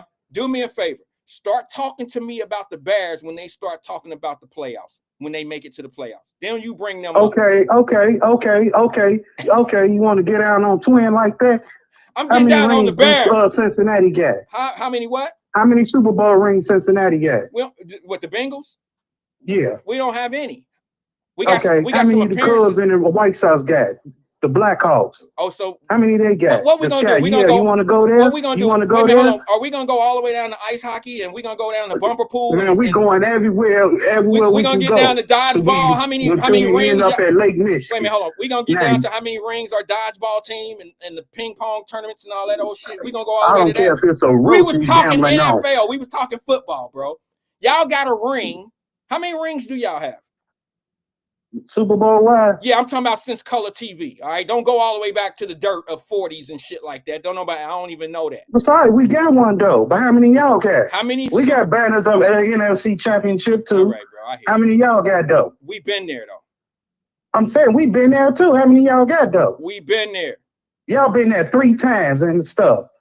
Okay. So tell me that. Y'all been there how many times? That. What receipt you got good on that? Twin, we really about to have an argument about them damn. You damn right, because I feel disrespected. Well, you the one brought them dish rags to the conversation. They ain't shit. That's all I'm gonna say. They're not good. Don't bring them to the conversation. Now, y'all got a good quarterback, the little brother out of USC, and that's it.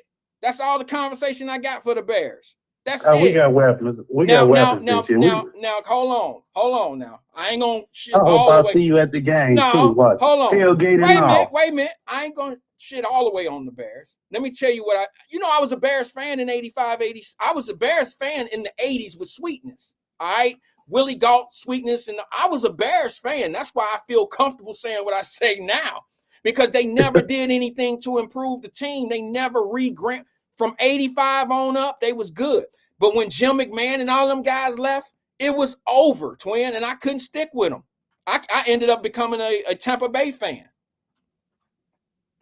Because you moved to Florida, I understand. Yeah, I mean, yeah. I always kept 2 teams, man. You know what I mean? So you gonna be a Jaguar fan too? No, I'm gonna be a Travis Hunter fan, though. I'm a Shedeur Sanders fan for 15 games. He ain't shit to me. When he played the Bengals at home and on the road, I can't wait to get my tickets. I mean, you know what I'm saying? I'm going to those games, both. If y'all want to go up to Cleveland, let me know. I'll be there. I ain't talking about just Twin. I'm talking about for the Wyatt Live group.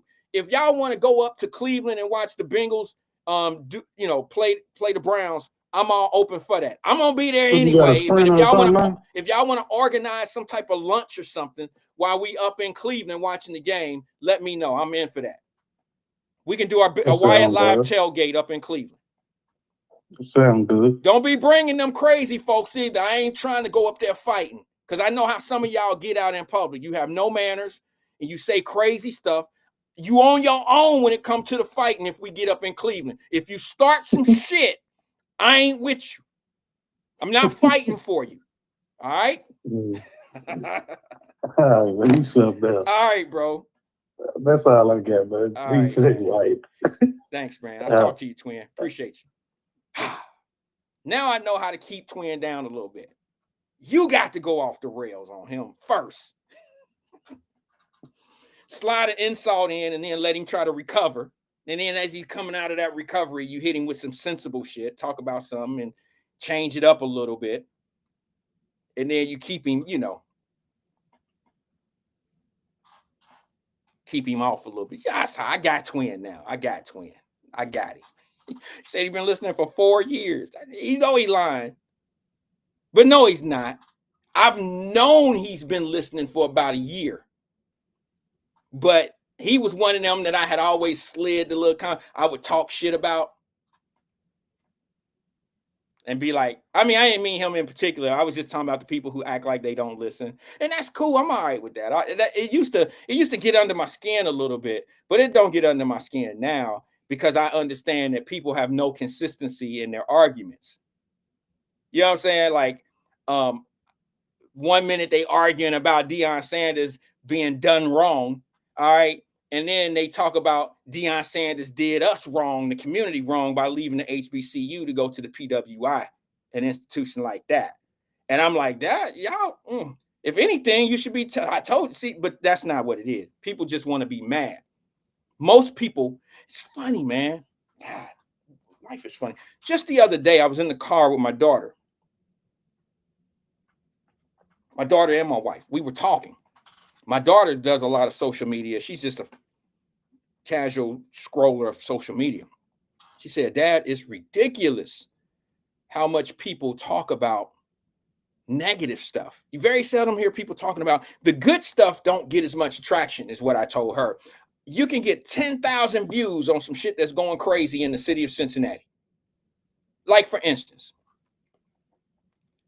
I'm sad to tell y'all that there was fighting going on up at Kings Island. I'm not going to show that video. All right, I'm not going to show some kids doing damn near some shit that we have done before. All right, I remember going to, what school was I? I think we was at Withrow, my first year at Withrow. Yeah, we had a little situation where we had some dudes from some other schools that wasn't really feeling us, and it wasn't good, and this and this and that. So we would go up. We went up to Kings Island one time and had a little stare down, if you want to call it that. That's some soft shit, the way I said it, but it's true. Back in our days, sometimes we didn't throw punches. We just looked like we was gonna throw punches, and that was cool. That was it. We survived. But we had a couple of situations where some shit jumped off, in the parking lot. And I mean, it happens. It was not a regular thing. We avoided those situations if we could. But the kids today, they're not avoiding these situations.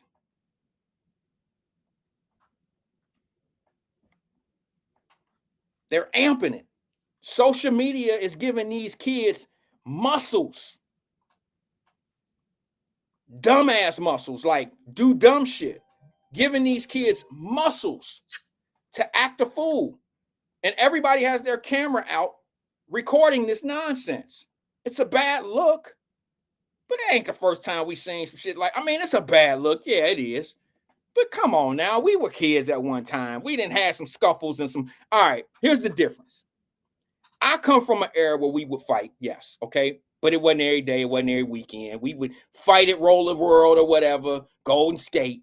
Next week, you go up there like shit ain't happened. And cats got pipes in their pocket and whatever, just in case some shit jump off. And you go up there and you didn't took all that shit up there for nothing. Because ain't nobody saying nothing to nobody, and everybody stayed on their side of the rink, and everybody stayed cool, and it was what it was. Don't start none, won't be none type of attitude. But I come from an era where it was always, well, let's just go outside then. If we was beefing in Kings Island, we wasn't fighting in Kings Island. We'd be like, all right, meet me in the parking lot. They don't say that shit anymore. Meet me in the parking lot. Meet me outside. That ain't a thing no more. Now it's, we gonna go right here, right now, right here, right now.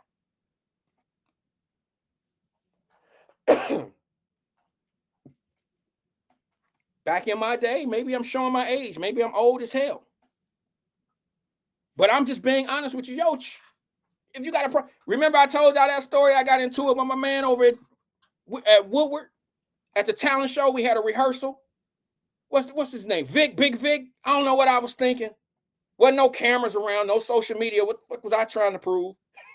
Vic, some singing ass dudes, right? Me and Vic, I guess we cool now. I ain't got no problem. I'm just saying. I look at Vic, he look at me. We get the and I said it. You want to go outside? We can go outside. They would not do that today in the auditorium. They swinging. They hitting on sight. Back in our days, it was pushed back so nobody could really see it. But the crowd that came, the people that was with us, and that's how it was at Death Row, at Withrow. Oh, you got a problem with me, bro. We got a problem. Okay. Kids gonna have problems. Little boys, young men are gonna have problems. Little girls gonna have problems. They gonna fight. I'd rather see that. I know y'all gonna say I'm condoning violence. I'm not. But sure beats what they doing today. We would go downstairs Y'all, anybody that went to death row know what I'm talking about. We would go downstairs. Crystal Hawkins, you tell me that every time. Jimmy and Vic, my cousins. I know. That's why I'm keeping my shit straight. Nah, them my dudes. They cool. What was the name of their group again? Because Lando, old school Lando was their manager. That's how far back we go.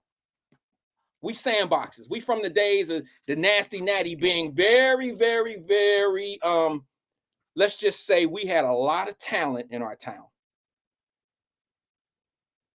We had a lot of talent. I don't, you know what? Y'all gonna hate me for this or think I'm on some bullshit.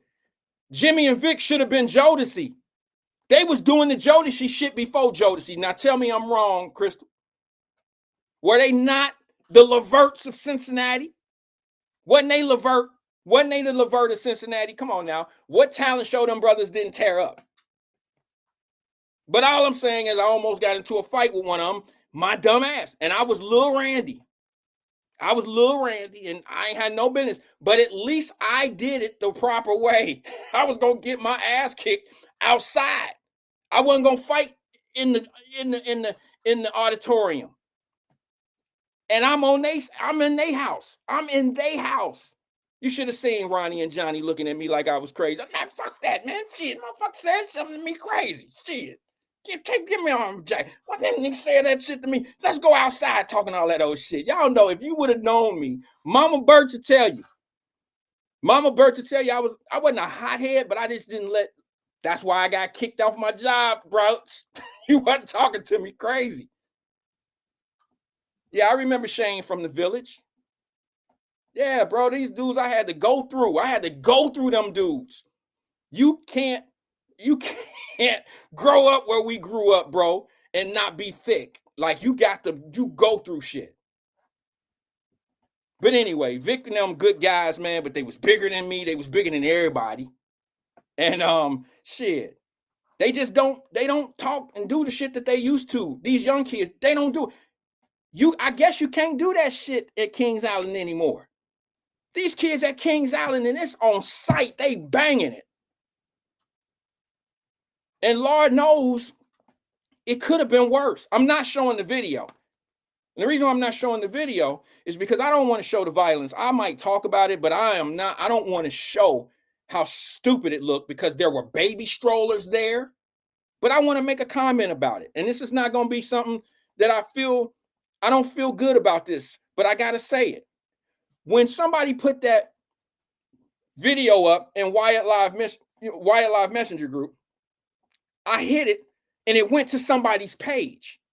Okay, yeah, that's how that shit work, right? It went to somebody's page who actually posted it, I think, on Facebook. As I pull it up, I see the situation and I'm like, okay, they punching. They throwing punches. Okay, I see a few baby strollers.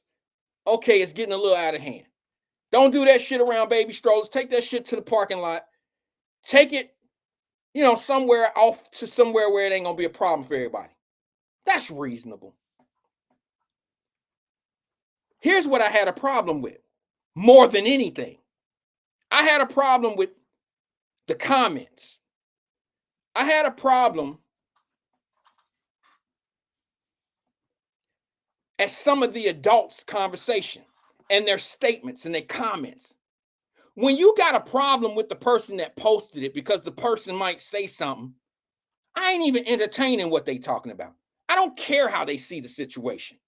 I don't care that the lady who did it was a white lady, Italian lady, Spanish lady, black lady, purple lady, green lady. I don't care. And I certainly don't care about the comment of what she may have put up when she posted it. I don't care what her impressions of what it is. And the same reason why I don't care, the reason why I don't care is because her impression of it is how that's her impression. For me, I'm looking at our comments. How do we accept this behavior from our kids? You know what I was hearing?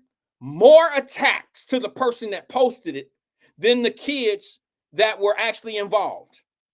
We got to do better. Fuck that. Let's keep it 100. You can't be mad at somebody that's showing you something and they might have some old racist ass way of seeing it. I don't give a fuck about that. Excuse my language. I don't care about that. I care more about why are we in a position that somebody that stupid could say something like that. And where are these kids' mothers? Where are they fathers? Why is this able to jump off like this before Kings Island really even gets started? This was week 1, maybe week 1 or week 2. And I think it was pass holder day. You know what I'm saying, Terry? Why is it that somebody could post something like this and say something that crazy and then people attacking the person that posted it? You want to fix the person. You don't want to fix the problem. Make that make sense. I could care less if she said they running around like animals. They running around like this and they running around like that. Who let the dogs out and all that old goofy ass shit? I don't care nothing about that. You know who I care about? The little boy that got jumped by 5 kids. Why is he getting jumped? Maybe he a bully. Maybe he bullied all 5 of those kids and he got what he deserved, right? I don't know. But it makes no sense that we're attacking and have so much smoke and flame for the person that posted the video. That makes no sense to me. Did you see that, Terry? And here's what I did. All I did, I posted another video from the weekend, and it was the same situation going on in Six Flags. And what I wanted everybody to focus on, not so much the fight. The fights all look the same. You get hit with a garbage can at Six Flags, it's the same garbage can at Kings Island and all that. It's all the same fight. Okay? What I put in my message, like in the group with the comment, I said, read the comments. It's amazing how people accept the behavior of someone doing something bad, but they attack the people who got something to say, or they attack the person who actually posted it. It's the same way I feel about somebody that gets deported. Like, you talk about due process, but you wasn't talking about due process 2 years ago.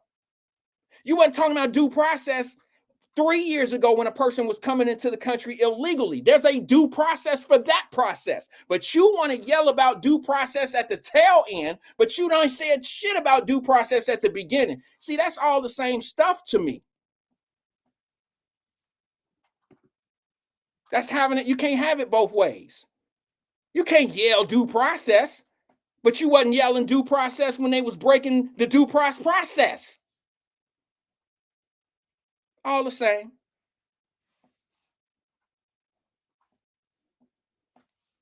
Emmanuel, what's up? He said, just to be clear, we don't care. Excuse me. He said, just to be clear, we don't care about other people. We don't, excuse me. Damn, y'all know, he know that the screen moved. He said, just to be clear, we don't care what other people think or say about us now. What? Was that for me? I don't really know how to answer that, E, because you listen to me. You know I don't really care what people say. I care what we do. That's I stand on that. Let me go to the phone lines real fast. Good afternoon, caller. This is Wyatt. Who am I speaking with? Hey, how you doing, Mr. Wyatt? Hey, CK, what's good with you? Cincinnati King, what's good? Oh my God, what a great show, man! Thank you. I love your family. I don't know your family, but I love what they represent on the internet when you do put them on there. So I'm going to give you grace, sir. But you're completely wrong with this step outside stuff. What? Let's go outside. What? Yes. Yes. Okay. Explain to me how I'm wrong on that, man. You don't remember that? Yes, but it still happens today. You better not take your ass out there. That's what I'm gonna tell you. It still happens. It hasn't went anywhere. Okay, Wyatt. well, but the videos we I still see, do that. But the videos I see, bro, people smashing your ass right at the bar. They smashing your ass right inside the restaurant. They smashing your ass right in the car. You know, that's what road rage is. All that. I mean, I see a lot of things happening right where it starts versus let's take it to somewhere. That's all I was saying. Yes, sir. We have different levels, heightened levels of danger and fear. So there might be a on-site. There might be a let's step outside. There might even be let's talk about this, guys. We could be some gangsters or we can get into some gangsters. We could be some gentlemen or get into some gangster shit. Remember? I do remember. You forgot? Yeah, so it's levels. So CK, Now, you're not after, saying, are you but suggesting? hold on. What did he tell him? I'm gonna make you wish you was never born. Okay. Now go ahead. My bad. No, I was asking you a question. Just I didn't mean to step on your toes there. Are you suggesting that the kids today are not more aggressive than we were back in our day? No, it's the same level of. I think we were more aggressive because You you think remember we that? came out in the crack era. Bruh, Remember? exactly. We came up in the crack era. Here's So the we was more aggressive. repercussions of the crack era right here, bro. Okay? Mhm. We're not crack Yes. babies. We delivered crack babies. Ooh. CK is on an 8 count. 1, 2. I understand what you're saying there, sir. I do understand, but I'm trying to tell you the things we saw because of the transition of, you got to think, when me and you was born, we were born in the hip hop. And then when we hit about double digits, that's when the crack era started. So the crack era seeing things we never seen. You see what I mean? So the number of murders in those early 80s are much more than the numbers we have today. We just have more optical view, Wyatt. We just have more optical view. But if you had those same lenses that we have now, then, oh, wait. No. Did you catch my drift? No, I think you're wrong. I think you might want to research your numbers. I think that the death rate has gone up in violence over the decades more so than it's declined over the decades. I think the reason there's several reasons why. It's not just because they're more violent. Of course, there's higher, larger population, but there's also things out here. That's why suicide is up a little bit more than it was when we were kids. And that's because of technology and a lot of things that, back in our day, we couldn't buy dope over the internet. Okay. You can buy drugs over the internet right now. Yeah, safer, a lot safer. There you go. Makes more safer. Right. There you go. All of that. You're saving lives. Right. You're saving lives. But all of that type of behavior leads to more violence and more death. That's why I think we have a higher all death is not related to some type of violence. Okay. I'm not suggesting that all violence is, all death comes from violence. I'm not suggesting that at all. Mr. Wyatt, hold on. Let's do the numbers. So I'm going to have to take your mind back to 94, 98, 97. Look at the numbers. No limit, cash money. Mm-hmm. The murder rate was murder capital, DC, Baltimore. Mm-hmm. It has significantly subsided since those years because of the laws, sir. But that's not the true. Law, the severe. Oh, talk to me. I'm about to tell you. You know the law too. I do, and I'm gonna tell you right now. I know the numbers, not off the top of my head, but I do know what's the murder capital of America right now. What'd you say? Where'd you say? Baltimore? Well, they're number 2, but Memphis. The same cities that you just mentioned. Oh my God! Wait a minute. Yes, you're right. The same cities that you just mentioned are still in the top 5 of what they were when we were younger. So that shows you there that there's no change. It's even worse. If it look, man, when you could stay a championship team for a decade, if you could stay a championship team for a decade, that means you have a great organization, right? Yes. If you can stay the capital murder of the United States for a decade, that means you have a shitty organization there, right? So if you bring up the 2 teams that the 2 organizations that you brought up, or in this case, cities, who did you bring up? Baltimore and who else? DC? Baltimore and DC. Look where they Cases are. in Virginia. Look where they are. Look where they are on the murder rates. It hasn't improved. Right. I mean, they're still in the top 5, top 10. So you can't sit here and say that it's different now, or it's different then than it is now, when in fact they've been in that top 10 for decades. You see what I'm saying? We have dropped New Orleans significantly. They used to be the number 1 over Memphis. Yeah, but here's the thing, bro. I think that when you're in the top 5, we're only talking about a few thousand deaths or a few thousand situations. You need to get out of the top 5, then out of the top 10, out of the top 20, and then start talking about they doing better. But when you and always top 5 championship team? Say it again. You still saying, so you saying New Orleans Saints is still a top 5 championship team when it comes to murders? Yes. New Orleans is horrible. You know why New Orleans is horrible? I lived there, bro. I lived there during some of its toughest times. I lived there. I was in the 7th grade. 6th and 7th grade in school there, bro. And I went to Carr Junior High. And I'm gonna tell you something, bro. It was one of the worst places I've ever lived in my life when it came down to violence. It was great for other things, but their school system, the repercussions of a bad school system is what they're facing right now. It was bad when I went there, and they got guys that can't read and write graduating high school. That happens everywhere, but they've been doing it for decades. All right. But yeah, I was with you. I went to a horrible high school, McNair Senior High, Ronald E. McNair. Are you familiar with Ronald? Where you is know that who at? he is? Where is that? That's in Decatur, Georgia. No, I'm not familiar with that. No. Ronald E. McNair, he's the black astronaut that died on the Challenger, to remind you. Oh, okay. That's him. Okay. Yes. Okay. So I have to tell you that this high school was tremendously, it was like Joe Clark on steroids. Okay. His high school. Joe Clark? You mean Yes, the principal? My high school was his high school before he got there on steroids. Okay. So they did have fathers. The fathers was good hustlers. They had housing, and they did teach us how to sell drugs. But the school system was horrible. You hear me? Yeah. And it wasn't nothing but 100% black, right? 100% black. Okay. But the teachers were not 100% black. See what I mean? So I would use the race card on a daily basis because of this factor. Okay. You know what I mean? So you got to understand when you're dealing with this level of violence, like I told you, it's easy to stop all of it. Just like you said, it's about respecting one's opinion. The reason why we have violence, Wyatt, is because of threats and because of disrespect. You take the threats away, boom, that's 50% of the murders. You take the disrespect away, 100%. Now we have zero violence in Cincinnati. Well, that's never going to happen. I'll be honest with you. Let's be realistic. We ain't gonna sit on here and cap. No capping, all right? That's never going to happen. Zero violence. There's no zero violence almost nowhere in America.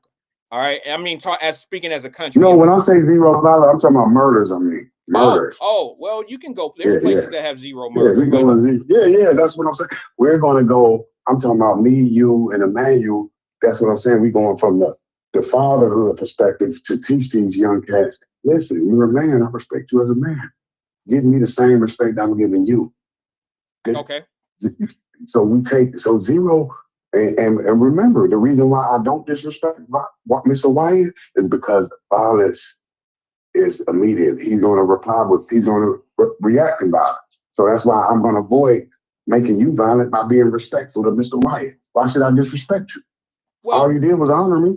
Yeah. Well, here's what happens sometimes, man. I think the thing that we have, I don't want to blame it, but I'll say a major contribution to violence in any city, especially a city that has a lot of violence.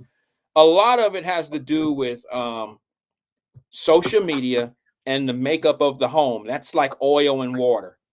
Do you understand what I'm saying? Like, if you don't have a stable home, social media can saturate your mind with things, and you not have a balance of someone at home to keep you on balance of the things that they're watching and hearing and seeing and all of that. You see what I'm saying? So saturation. Yeah. Well, yeah, the consumption of a lot of false stuff could take anybody out of here. I said something a couple weeks ago. There are, and I don't mean anyone in particular, okay, when I say this. Some might think that I'm talking about one person, but I'm not. I know multiple people that are in this same position.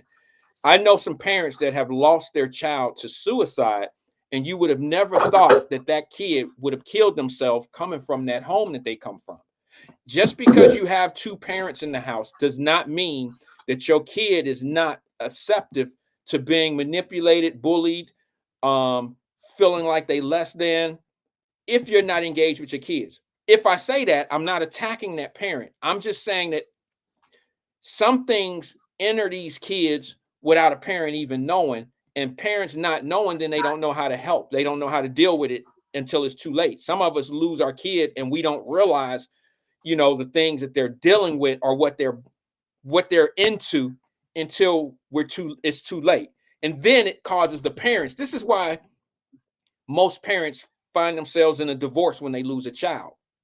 whether it's through suicide or a car wreck or some tragedy, excuse me, of, I got my retainer in, excuse me, guys, some tragedy of a kid dying, usually tears a family apart in a lot of cases. When parents go through situations where they lose a child, it's hard for them to cope it, and it's hard for them not to blame one another. Go ahead, CK. Yeah, see, I would like to tell you how I had violence yesterday that occurred with me. You was at Kings Alley? No. This was at the barbecue at the house. At the house, I got into it with my people. I know you ain't just buy an ounce or half an ounce of weed on the TV on the show, bro. I know you didn't just buy a half ounce. Did you just ask for an ounce?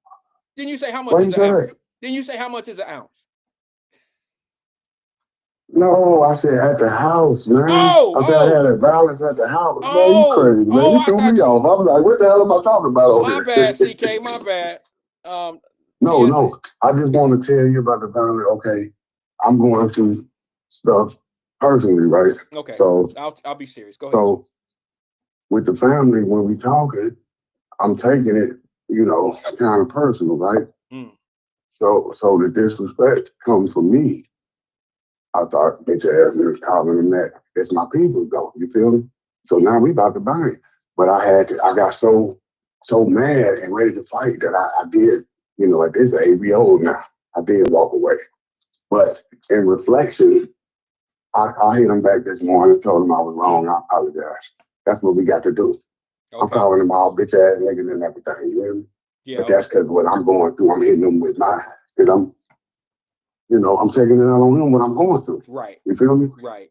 Kind of like when a husband beat on his wife, and it's my people, so he a grown man, so he ready to bang. You feel me? Yeah. So this the type of stuff I'm trying to say, like, and it's my family, so I got shit. You. I'd rather be going through the shit I'm going through than not having my family. So that's what apology comes in. CK, let me say something. I'm old enough to know when I did wrong, right? Yeah, that's big of you, bro. Ain't nothing wrong with apologizing. I just had to do it myself on the air.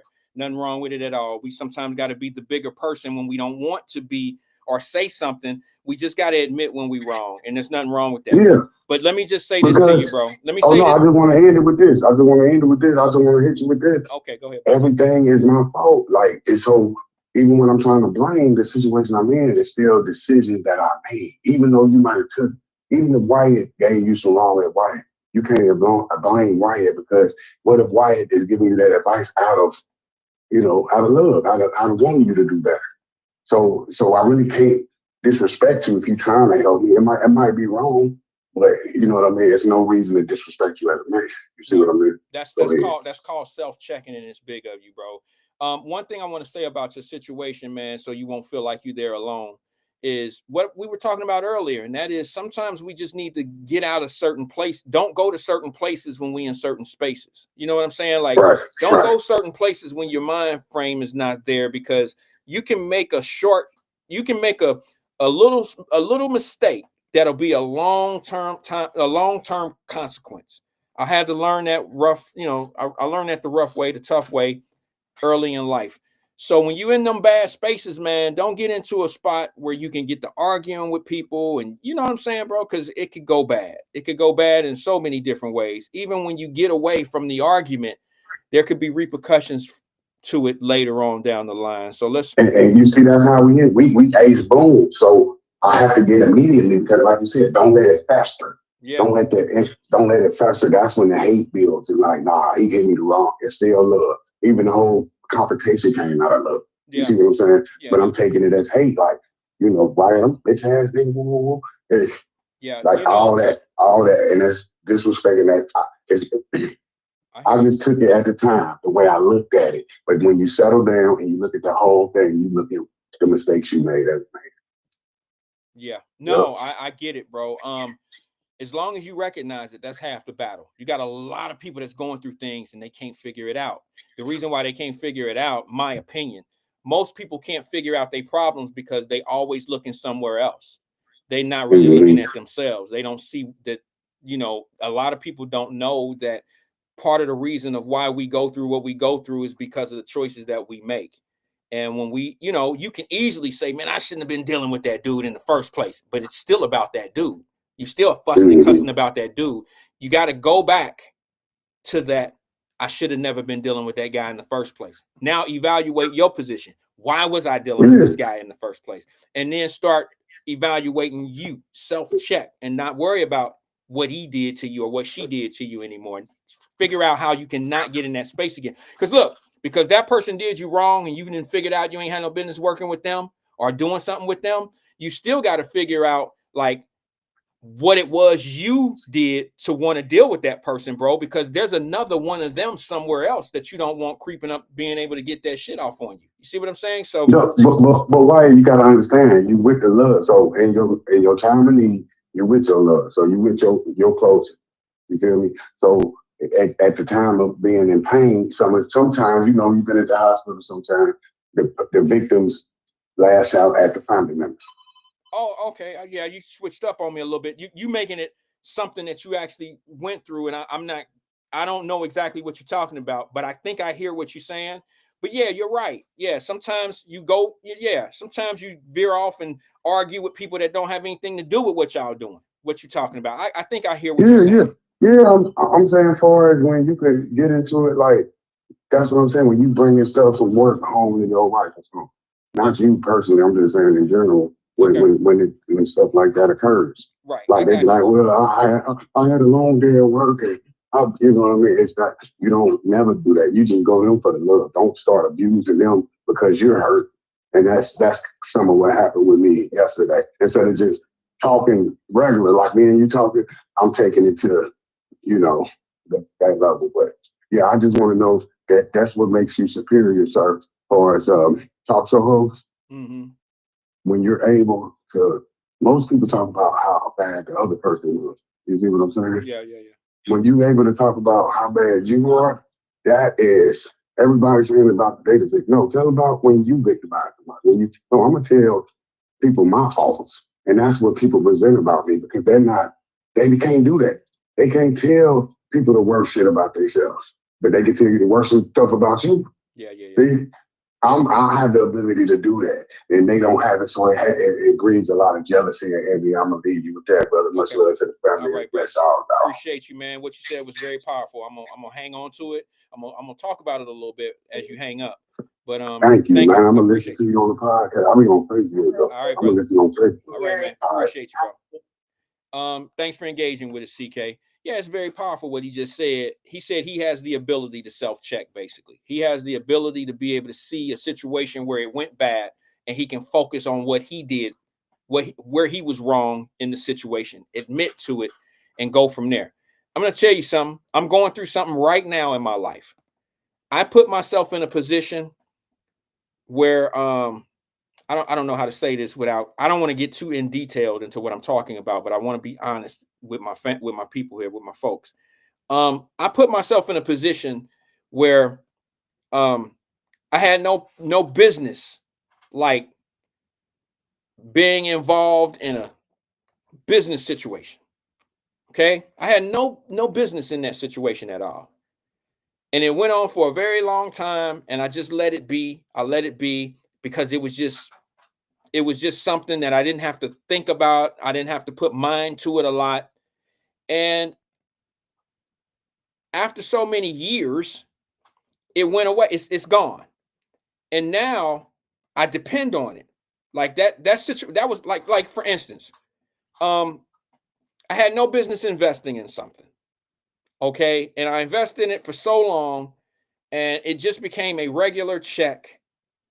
And now that it's gone, I kind of missed the money, but I had no business even getting that money in the first place, to be honest with you. And it hurt me. Like, not hurt me financially, it's just like the ties that I had with those people. Sometimes you get into things that you ain't got no business in, and then you get attached to it. And it's like, now that it's gone, you took it all for granted. You see what I'm saying? You took it all for granted while it was going. And then once it's gone, you feel stranded. and you say to yourself, I ain't had no business in that in the first place. I'm trying to say this without getting into legal stuff and stuff to that nature. It's just, we all been there. We all been involved in something or been part of something or did something. And we knew we wasn't really supposed to be there. And then when it go bad, we want to try to figure out a way to make it somebody else's fault or make it that fault of that person or that company or something like they cost me this money. I knew I shouldn't have been messing with them. When in fact, I had no business dealing with those folks in the first place. I know this sounds confusing, but for people that have been there, this is like a light bulb of their situation before. You know what I'm saying? Like, I don't know. It's almost like drug dealers. This ain't nothing to do with my situation. Drug dealers know they have no business selling drugs. They know it's wrong. But when they get caught, they'll holler at everybody and scream at everybody about who snitched on them, who told on them. And then they'll bitch and complain about who wasn't there for them when he got caught. Oh, none of my friends had none on my bond. You know what I'm saying? They'll bitch and complain. Not one time will they look back when they was hot, when they was getting it. Not one time will they look back and say, man, I probably should have been doing more for the people that I'm looking for to help me right now. I probably should have been doing more for them. See what I'm saying? So they burn through a good time, a good moment, not helping anybody, not showing love to anybody. But then when it comes to an end, now you become victim by everybody that you pretty much shitted on. Not necessarily shitted on, but you just didn't pay much attention to. Or you didn't show them the love that you expecting them to show you. You see what I'm saying? It's just funny. And I've been there. I've done it. I've been on both ends of that. I've been on both ends, and some people may not relate to what I'm talking about now, so I may have left you. I'm gone for a minute, but there's some people I guarantee you in the chat and on this program right now that could say, "Damn, why that shit going on to me right this minute? It's happening to me right now." Or yeah, I went through that last year or a year before. Yeah, I remember that. That's what we here for at Wyatt Live, bro. I'm not here just to talk about everything that you want to talk about, everything I want to talk about. Sometimes when I talk about some things, though, to be honest with you, I come from a place of experience with it. I don't want to become some type of lecturer or anything like that. I try to bring more experience to the situations. And that's probably why, I don't get as many people to watch our program, because I'm probably the type of person that you have to relate to me in order for you to want to watch me. You see what I'm saying? Like, you can pass judgment on me, and that's the worst thing you can do, because you don't know where I'm from, you don't know where I've been through. You can only look at some of you look. Sometimes people look at things in advance and they already got you figured out. You see what I'm saying? And that's the wrong way to see some people. I've learned more things from people that you would never think that can teach me something. It's the weirdest shit in the world. Some of the people that I look for my biggest strength, my biggest lessons, didn't teach me shit. Didn't do it on purpose.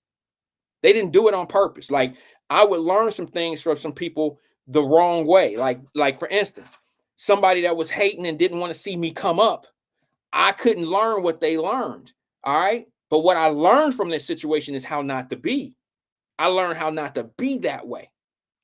So yeah, I got something from them. They didn't teach me how to get the money, how they get to the money, or teach me how to do that and this and this and that. They didn't teach me that. But what I learned from them is when I get in that position, or if I ever get to where they are, I know how not to be. That was the lesson that I've gotten, in some of them situations. And it could be a lot of different things. It don't have to be about money. It could be about how you treat people, how you just treat people in general.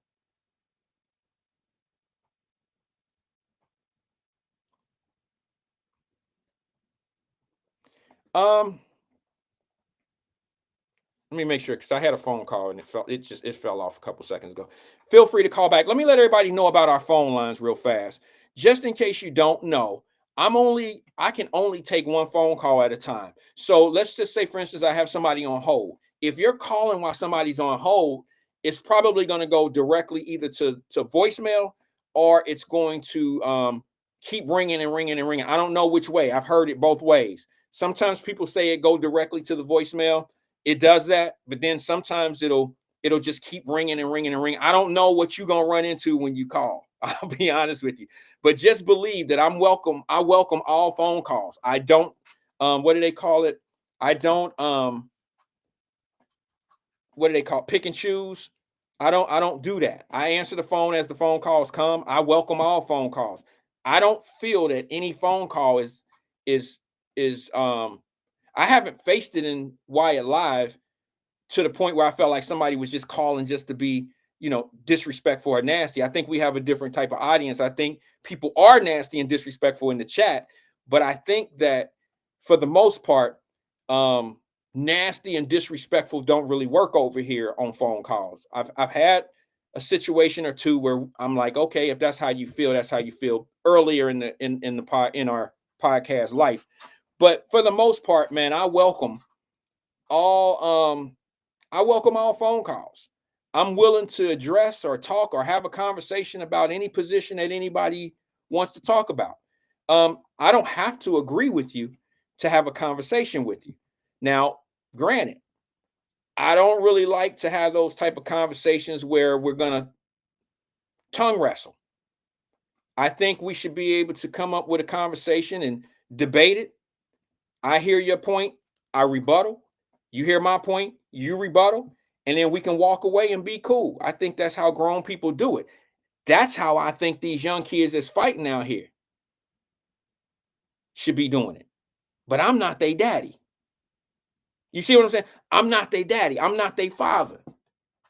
That's why I know a lot of them that's 200 kids, 200 children out there at the Kings Island spot fighting and shit, right? 200 kids weren't fighting. 10 of them were fighting.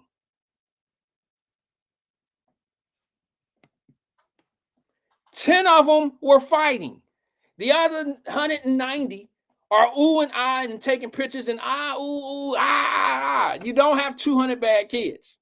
You got 10 badass kids. We can handle 10 bad kids. All you got to do is put that shit to... We don't need no programs. We don't need no milk trucks with cookies and all that old shit to pass out and keep them in order. You don't need all that. You need a police department to get them 10 badass kids in order so the 190 of them will go off and get on the beast, get a snow cone, stand in line and act like they got some damn sense at the Kings Island place. Now, what's going to happen is, y'all already know, there's just a group of people who's silent right now who going to wait for one of them kids to get majorly injured. And then they're going to have a lot to say. They're going to wait for one of them police officers to snatch them little kids out by the ass. And then everybody going to have they can of bullshit that they're going to be preaching. And they're not going to be forward and have anything to say about the problem at the beginning. They're going to let it escalate. And then they're going to get very loud when it's time to talk about the enforcement, the officers or whoever. They're going to get very loud, but they won't have anything to say about what can we do to get this down a little bit so that situation won't happen. Let a situation happen where a kid get caught on video getting drugged by the police up there. Watch what happens. Everybody gonna know, including your local media, Channel 5, Channel 9, Channel 12, Channel 19, 64, 8, 2, whatever channel you look at, you watch in Cincinnati. They all gonna show you the video of the cop dragging a little kid out of the park by his braids or whatever. They ain't had to do him like that. I already can hear it. I know that's not the most popular. I'm not the most popular guy when I start talking the truth like that. But this is where the people who say the most say the least. They'll talk about it just to be able to say, hey, I said something about it, shit. They ain't said nothing about the little 14-year-old getting shot at 3 o'clock in the morning over the weekend. They don't say nothing. They'll mention it, but they don't talk about it. Talk about it. Bring your leaders that don't have no problem telling you about affordable housing and shit. They'll lie to your ass about the affordable housing and all the other shit. Bring your leaders in to talk about what's really going on versus what should be and what could be. Talk about what's really happening.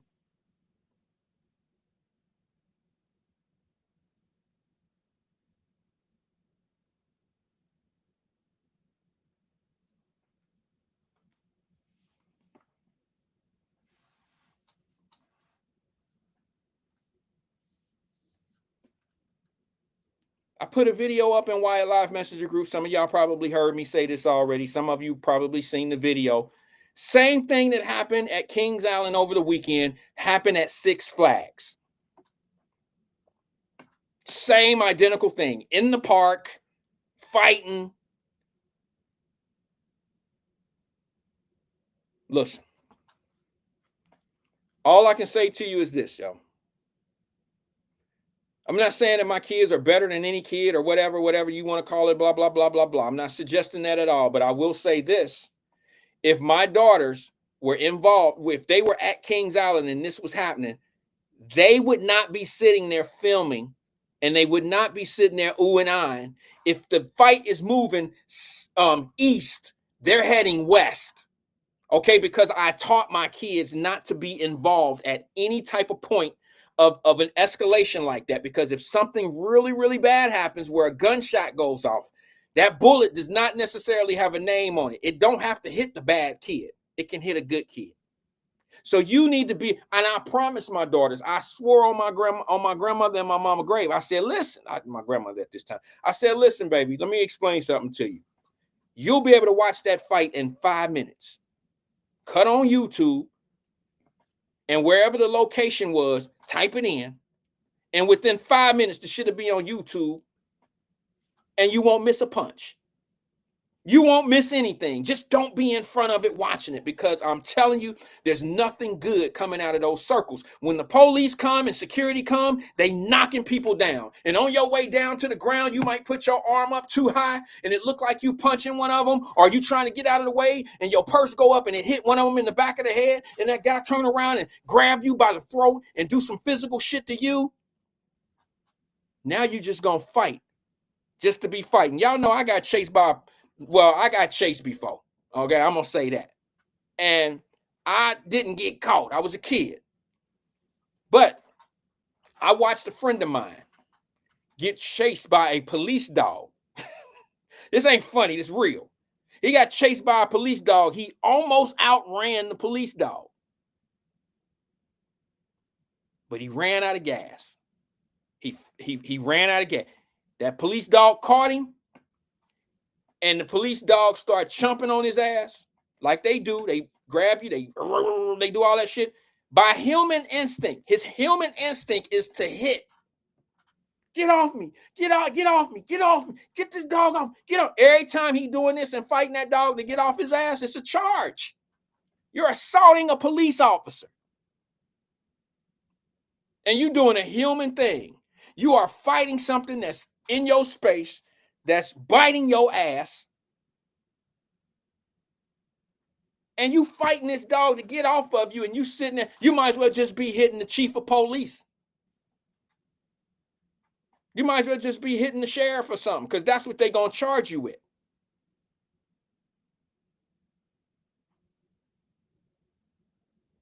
And I told my daughter, I'm like, listen, there's nothing that good can come from you sitting there watching a fight. There was a guy laying on the ground. What was that guy's name that was in the rap group? The Cardi B's husband is in the group. The Migos or some shit like that. Down in Houston, Texas, they had a crap game. Everybody watching the crap game. It's everybody around. And it's in a bar, in like a mall type setting. And this dude get robbed, get shot, get killed, but multiple gunshots go off. They got video cameras. This is why I want to tell people that they do show murder. They do show murder. Is his name Takeoff, some shit like that? Offset, one of them. I don't want to put it on the. One of them is laying in the middle of the mall, out in the hallway of the place. Another one down the street that you don't hear nothing about. He's down for the count too. He got shot in the same vicinity. Nobody knew this little dude was shot, and he's walking away from the scene, and he falls out because he dies on the scene. He ain't the star, so nobody talking about him. He wasn't even involved in the fight. He was a spectator of the fight. But that bullet hit a guy that ain't had nothing to do with it. And these are the examples that I tell my children. Like, listen, go the other way. So what I would say to the 200 kids or the 100 kids that's going on Kings Island and ooh and I and videotaping all these fights and shit, y'all need to stop doing it. Get out of the way. Teach our children that watching these fights is not cool. Because number one, the reason why these dudes is fighting in the first place is for the little girls that's oohing and eyeing and taking the videos. It's always something to impress. We get in more trouble. You know, the majority of men that's locked up in the penitentiary, y'all ain't gonna believe this shit. You're not gonna believe this. You're not gonna believe this. Most men that's locked up in the penitentiary because of some woman. We either trying to make some bread, we trying to impress her, we doing some shit out here in these streets. They definitely in there on some domestic violence shit, you know that. But we always putting ourselves in a position where we trying to impress some woman, and then we doing the most to try to get ahead and do some other shit, and then we end up catching a case. And in most cases, not in most, I shouldn't say in most, in some cases, we trying to impress people we don't even know. You got young boys out here fighting other little young boys, and they out here trying to impress a circle of girls that they don't even know.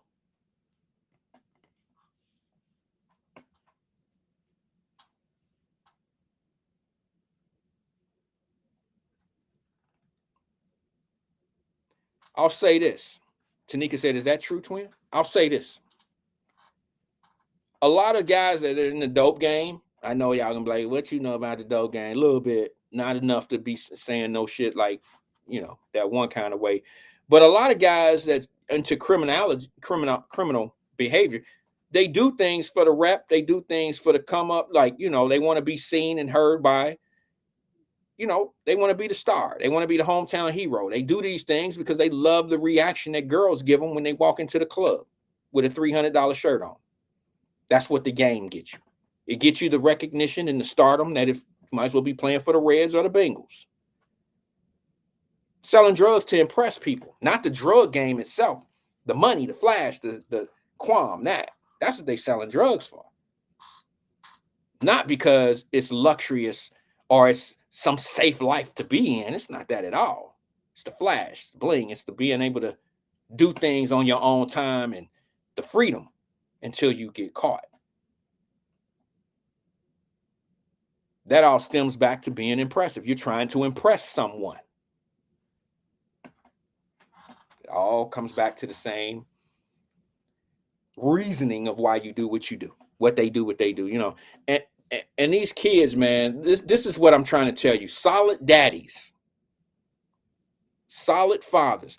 Here's a stat that I don't know the actual percentile to, but I've heard it. I just don't remember it off the top of my head. I probably could look it up. If you don't believe me, look it up for me and say, Wyatt, you're wrong, you're lying, because I just looked it up. Do this for me. Look it up. One stat that I can tell you is single fathers generally raise kids better than single mothers. Oh my God, I just got canceled. Thank you for watching Wyatt Live. It's been real for the last 5 years because I know no woman really want to hear that. Nobody really wants to hear that, but I'll repeat it. Single fathers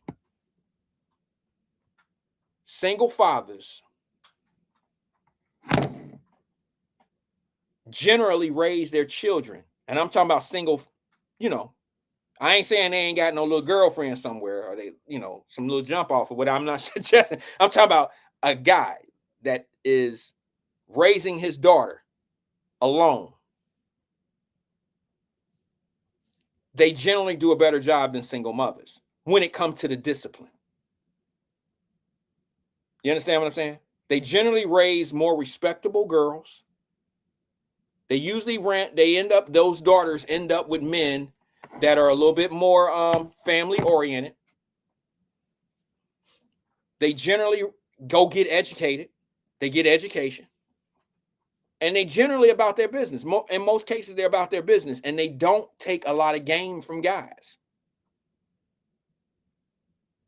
Y'all know a guy mess a woman's life up. That's right, Emmanuel. That's why I'm bringing it to the attention now. You know what I'm saying, bro? Because single men don't get credit for that. You absolutely right. And you know what? People won't even, they're gonna have to research what I just said, I promise you. But if you look at the statistics, and E, you said something powerful about a year ago that I'll never forget because I've never seen it that way. E said that generally, I got to get my thoughts together on it because you said it with the stats. When you said that the majority of women who end up with these dumbass dudes, they using, and I'm paraphrasing here, I'm putting it my way, they generally run into the same dudes. It's always them single baby mama dudes impregnating the same. It's usually that little small group of guys. You give me 100 guys, 100 of us, 100 brothers, 90 of us gonna be good. It's them 10 that got multiple babies by multiple women in them same circles. Now, them girls may not all know each other, but them girls, them 300 girls dealing with them 10 dudes, you know what I'm saying? They may not all have babies with these 10 guys, but they affiliate themselves with these 10 guys. Lord knows some of my buddies had some killers. I ain't gonna lie. I had some brothers that I knew that had baddies, girls that went to, what was the school? Purcell Marion. Wasn't Purcell an all-girl school at one time, or is it still? Is Purcell still an all-girl school? Am I naming the right school in Cincinnati? Purcell? They had to wear the little dresses, the little schoolgirl dresses, the Catholic school dresses, uniform dresses. Man, I had some dudes ain't had no business with them girls. Friends. I had some buddies that had a few of them girls. And them girls ain't had no business with us. Let me tell you how I got a sister that I grew up with from now I know St. Ursula. I know that school, Carolyn Smith. I have a sister, y'all know Kelly. Kelly, I grew up with Kelly. She like my law home sister. Like we grew up holes in the pants, down, the whole, And me and her, that's like my big sister. She's shit, I might be older than her, but she always looked at me as a little brother, and she always watched over me, and would never let me fall for no bullshit from no female. All right. She was cool like that. To this day, that's my sis.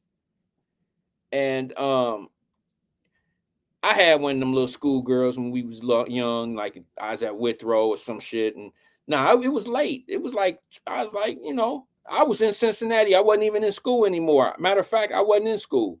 I was just coming home. I was just getting out of school. And this was one of them little girls that I was looking at who was from them proper schools. Like, she was from like the Purcell, not Purcell, but I can't think. I don't know what school it was. What was the school that was on the same bus path? Damn, it was not Purcell. It may have been Roger Bacon. Did they have to wear uniforms? Anyway, this little girl went to one of them schools where they had to wear uniforms, and she had finished there.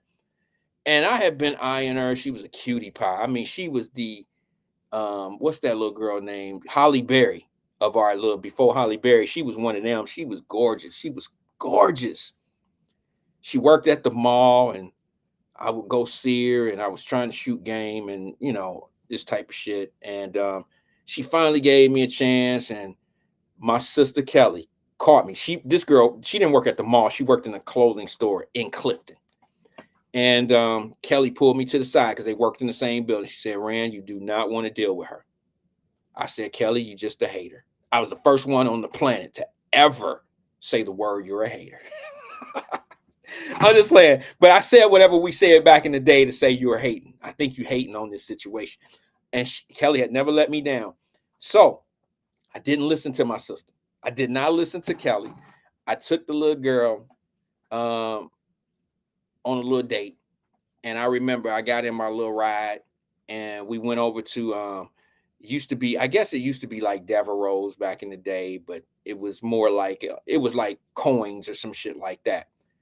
And I took her in there because I was like, well, I'm going to go in here and get some clothes or something. Plus, when you got a baddie and you got one that nobody's seen, You show her off. This is what we did as young men, as kids. You show off your nice little situation. That's what we did. I don't know what y'all was doing. If y'all was locking them in closets and keeping them away from the world, we didn't do that. We brought them with us like, hey, I got one. You know what I'm saying? I got a baddie. And let me just say this, bro. That was really a lesson learned for me because my sister Kelly told me not to mess with this chick. I didn't see why. I didn't know why. I thought she was an innocent girl. I thought she was one of them girls that I was looking for in life is what I ended up with. But at the same time, it took me some time to find them. I was young. So I take it to the Coins or the Devereaux, whatever it was at that time. I don't remember. I think it was Coins. We walk in. I see a dude that I used to go to Withrow with.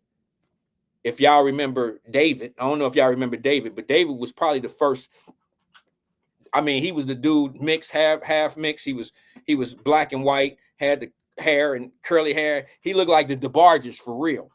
Like he looked like one of them. Some of us was kind of walking in that area looking like that. This motherfucker was rhythm of the night all day long. Like he was one of them. All right. So we walk into Coins or whatever, and he happened to be there. I remember him. We knew each other from school. We had classes together. So I'm like, hey, what's up, dude? What's good? What's happening? What blah blah blah. This dude treat me like I'm cool and all that old shit. I got old shorty with me. I'm looking around. She's nowhere to be found. She over there. I'm over there. I look over. David trying to help her. But David is shooting game at her. Nah, I didn't know that at the time. He's shooting game at her. So I'm go over to her and him. He leave. He go back behind the counter because he worked there. And he say some shit to one of them or something like that. So he distracts me. One of the other dudes tell me to come over there. They working shit together. These dudes tag teaming the play. I'm like, what the fuck? So I'm looking, and now I'm gonna tell y'all this is some slick shit. Like this is how dirty dudes were back in the day. I go over to the door, and I'm like, you ready? So she was like, yeah, I'm ready. I could tell she ain't ready to leave. So I'm like, well, let's bounce. Come on, I'm trying to do everything. But say, get your motherfucking ass about it. Let's go. So look, fellas, you know you got to let them be who they gonna be. The biggest test is to let them be who they gonna be and watch how they react to what the freedom that you give them. So as I'm walking out, she's right behind me. She right behind me. I walk out of fucking Coins. She jets back in. And I'm like, the fuck? As I look in, I ain't trying to be on no stalker, but I'm fucked up at this point. Like, this bitch really ain't trying to leave. So I would look back in and she at the counter and David give her a piece of paper. Now, see, this is how it was back in the day. You already know what's in that piece of paper. That piece of paper is David's phone number that she want. She want Rhythm of the Night. She don't want me. She want me and Rhythm of the Night. I guess. I don't know. But I'm just saying, that was the last time I ever seen her. I went back to my sister Kelly Griffin. I went back to her and I was like, damn, sis, how did you know? She's like, man, she got all kind of guys coming in this store. All kind of guys, Rand. I just didn't want to say it to you like that. I said, you know what? You've been my sister forever since we was little. And anytime you tell me, or anytime I get one, I'm definitely going to bring her around you. I need you to keep it 100 with me.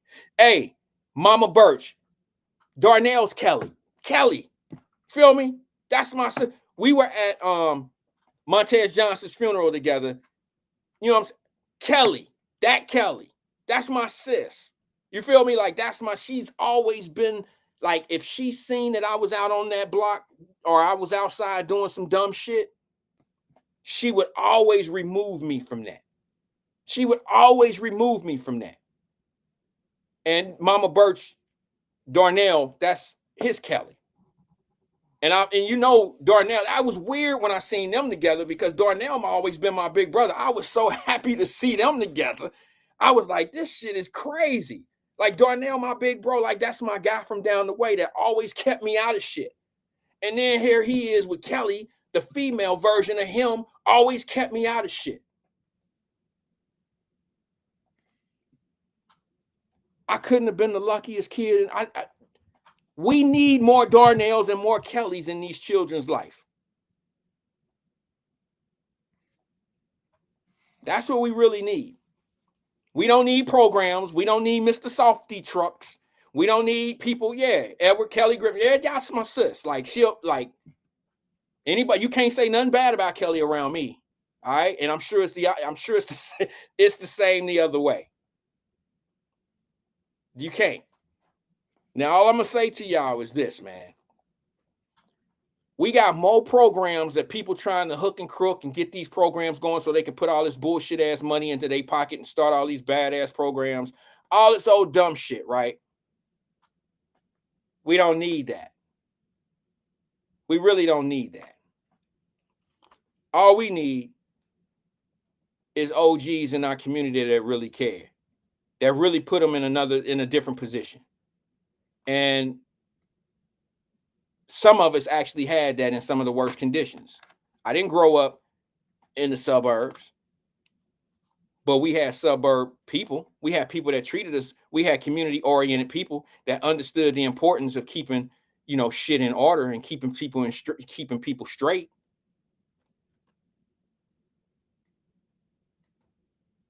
I had brothers on the street, real brothers that would make sure I kept my nose clean and stay out of the way. I had sisters on the street that kept my nose clean and out of the way.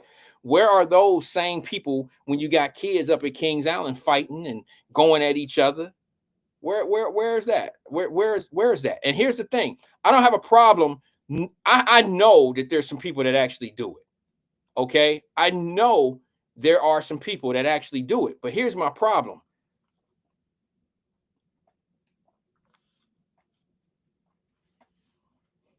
I have a problem with people that don't call it out.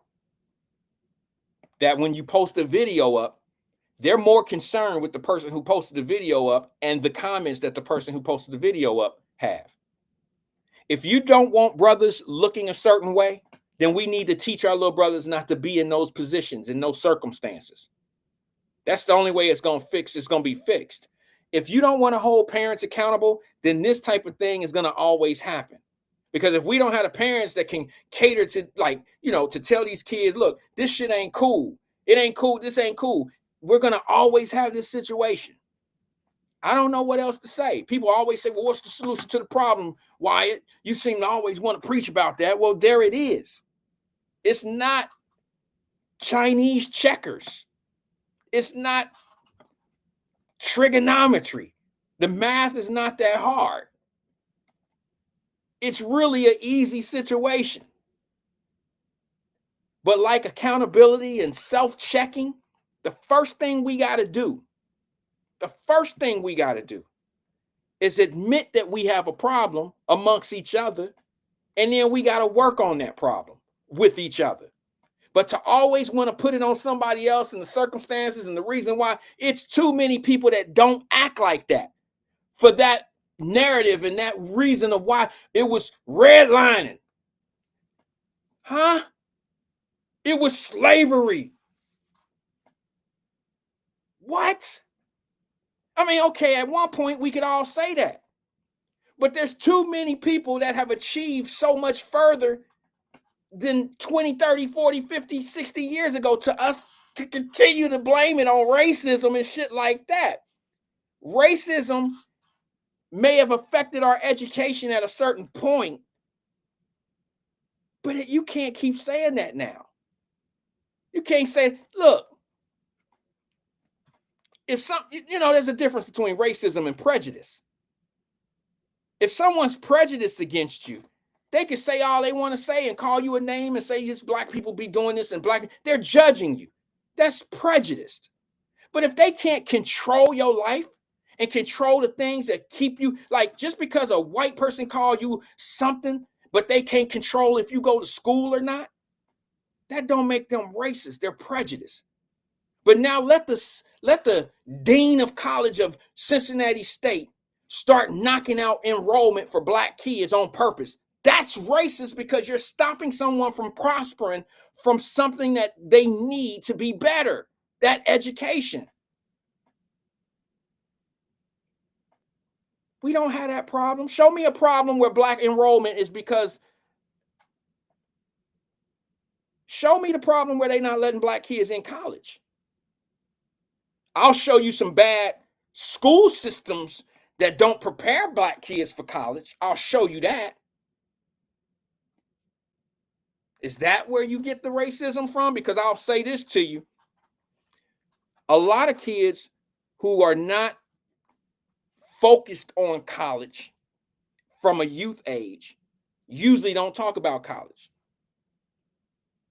If parents aren't concentrated on furthering a kid's education, I'm not suggesting that it don't happen at all, but it's very seldom that you see a parent who has no future education in a kid's life ever find themselves dealing with a kid that want to go off to school and putting school priorities and this and this. Most children that see higher education and things of that nature, it's been driven to them by a parent, whether it's one or two.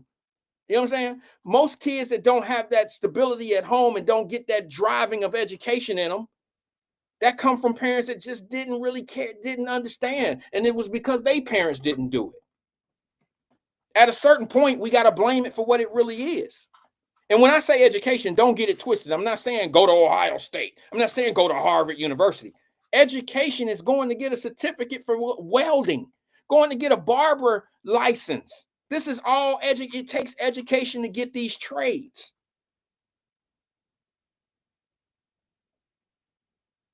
That's what I'm talking about. We want to wait till the day we walk over to graduation. Now your parents want your mama. Well, what you gonna do now? What you gonna do out here now? You should be saying that shit in the 5th grade. What's your plans? Oh, I'm gonna be a welder. Well, chances are you probably won't be a welder. You're in the 5th grade. Your life gonna change. Your wants and needs and things you find interesting are going to change. But you know what will never change? If you start out young with the kids, what will never change is the inspiration, inspiring them. Oh, you don't want to be a welder anymore? What do you want to be now? Oh, okay. You want to be a carpenter? Okay, well, shit. Same energy in the welding. Let's put it into the carpenter. Same thing, but it all starts at home. You got to practice it with kids so they'll be great. You got to keep them in the gym, so to speak. I'm paraphrasing. I'm just saying. Most of the kids in the NBA, most of these young men in the NBA, NFL, and Major League Baseball, well, you think they start playing in the 12th grade?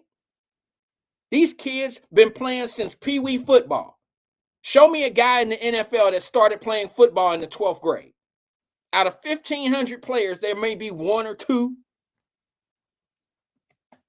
No, that discipline starts at home at an early age, practicing how to be great. That's why I got a little upset at all that Shedeur Sanders talk, because in my opinion, a lot of it is off base. A lot of it is small fish tank thinking. That's just my opinion.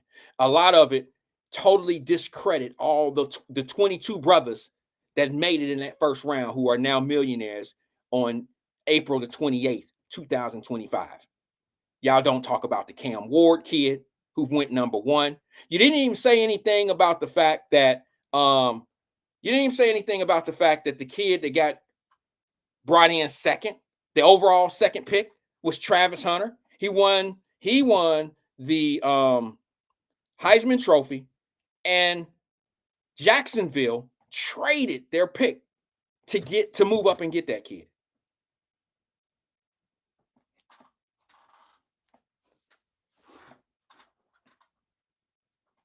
See what I'm saying? There was way more positive things that actually happened versus the narrative that was put out about Shedeur Sanders. You don't even know what Shedeur Sanders' situation truly is. How many of y'all evaluate football? I mean, don't get it twisted. You got the Stephen A. Smiths of the world. Who say things because when guys like that with those platforms, let me tell you what they do. And I think Stephen A. Smith is the best at what he does when it comes to sports. All that other shit, he's an ass kisser. Stephen A. Smith say things to lose credibility from the black community, and then he need a situation like this to get back in. So he'll say some asinine shit just to get the shit balanced all over again. He know that Deion Sanders is a problem for his son. We all know that Shedeur Sanders can play football. We all know that. But we also should really know that a father like Deion Sanders could be a problem on any job for a kid because he's privileged. Not the kid. The kid is privileged, but Deion Sanders is privileged. One of my favorite people. So I got to keep it all the way funky junky on this conversation. Deion Sanders is privileged. So privileged people think that they can move how they want to move. The day that somebody can show me from college experience that Cam Ward, who got chose before Shedeur Sanders, if you can show me that Cam Ward is not better than Shedeur Sanders, if you can prove it to me, then you got me. I have no argument. Cam Ward is a better quarterback than all the guys that were in the draft. And he got no love. He is just as flamboyant. He's just as exciting, and he's just as all that shit that Shedeur Sanders is. This kid is it. But not one time did he say, y'all know who I am. You know who my daddy is. He never said anything like that. He kicked ass on the football field. He became the number one pick, and he ain't called himself legendary not one time because he ain't threw one pass in the NFL.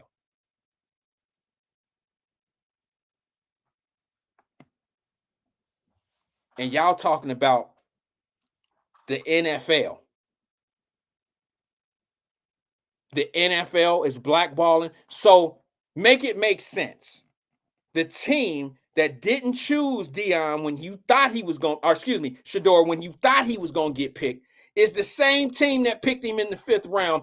I need your logic to make sense to me. So the NFL and the Browns were in collusion of making this kid feel bad.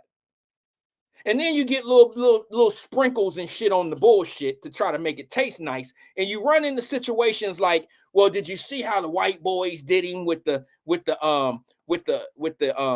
draft, with the fake phone call, the prank call?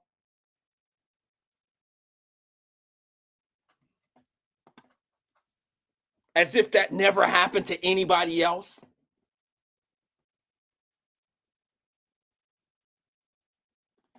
Let me see. I think I might have it. If you're interested. Emmanuel said the NFL is still blackballing Colin Kaepernick. Oh, Jesus, bro. I don't know why you say that. Colin Kaepernick went to tryouts. He's not a good football player, bro. He had one good year with a very talented team. He's not a good ball player. They gave him tryouts, and he was a difficult guy to deal with. And I ain't talking about difficult in the same way that you might be thinking. I'm talking about he was difficult. There are people that have honestly confirmed that movement. I hate that some of y'all put that faith in that kid, in that man. I really do, because it's not genuine. And I feel sorry. And the thing is the people that I see rocking with him, y'all really good people. No, he's not. No, he's not. Emmanuel said he is. Oh, is he better than Shedeur Sanders? No. No.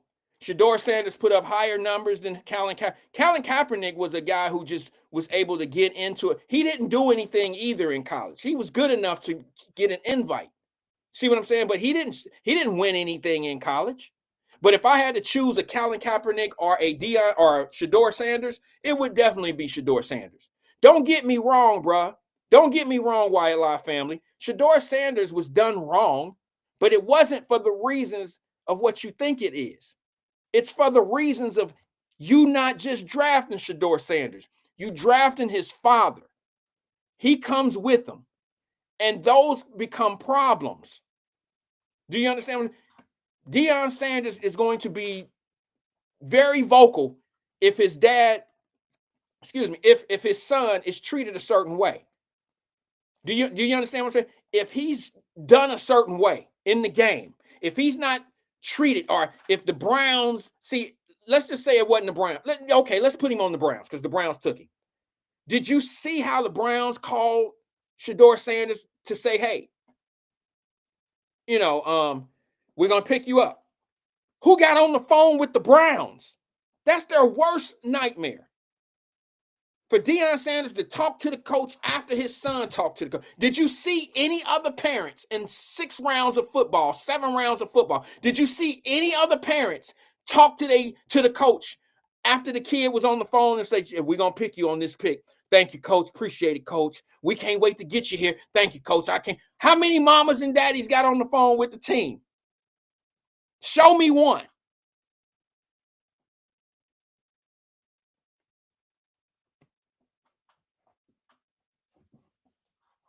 It don't happen. And then when Shedeur took the call, his dad get on the phone, talk to the coach, and say, "Well, let me talk to such and such." That's the GM he was talking to. He get on the phone with the GM and he says, "Hey, Ron, hey man, I appreciate it, man. I really appreciate it." That's too much contact. If my daughter get a job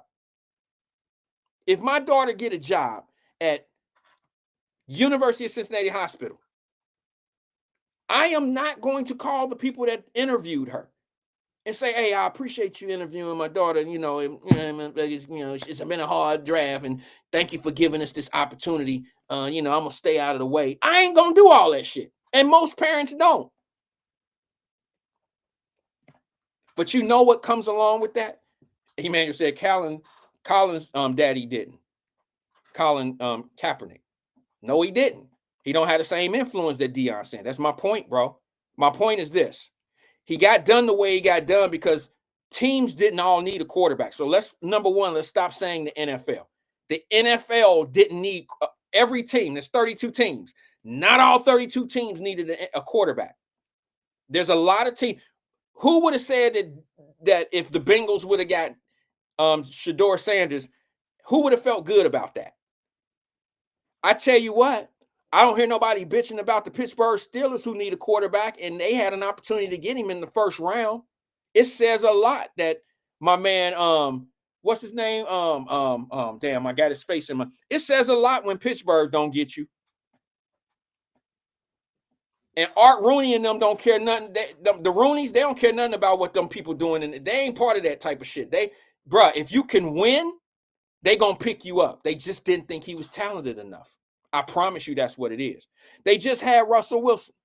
And they didn't have look, Tomlinson didn't have some quarterbacks over. He know what he want. He know what he need in a quarterback. I hate to say it. I like Shedeur Sanders. I support him. The Steelers didn't think he was good enough. They're not going to, you can't tell me because Aaron Rodgers could potentially, he 40 something years old. You can't tell me Aaron Rodgers blocked Shedeur Sanders from going to Pittsburgh. You can't tell me that because the Browns just picked him up and they got Joe Flacco, who's just as old as Aaron Rodgers. No, there was teams that didn't need a quarterback. They're not going to pick him. There was only 4 or 5 teams that really needed a quarterback in the first 2 rounds. That was it. You can't blame the NFL because the other teams didn't pick him. These are not NFL decisions. These are team decisions. Man, y'all trash, Carolyn. And I hope, listen, the only reason why I can't support Shedeur the whole way is because he in our division. Y'all know that, like, I'm gonna support him for 15 games of the year. But there's 2 games I ain't rocking with him.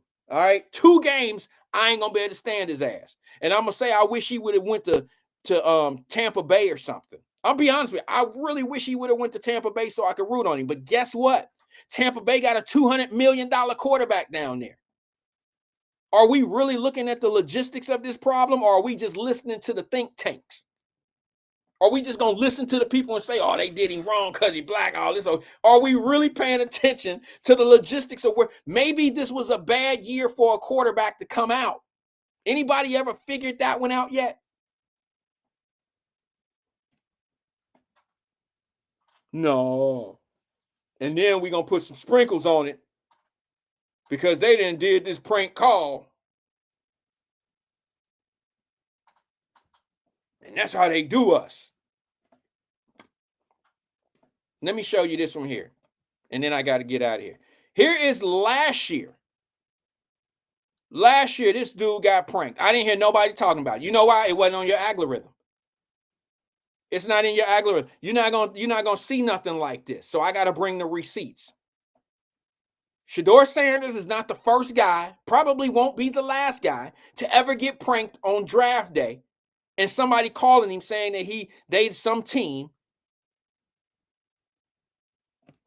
and he looked crazy. It's not a good joke. I don't like it at all. I really shouldn't even show you this video because you don't mess with a young man's emotions like this.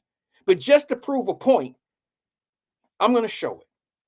This happened last year during the draft. Check it out.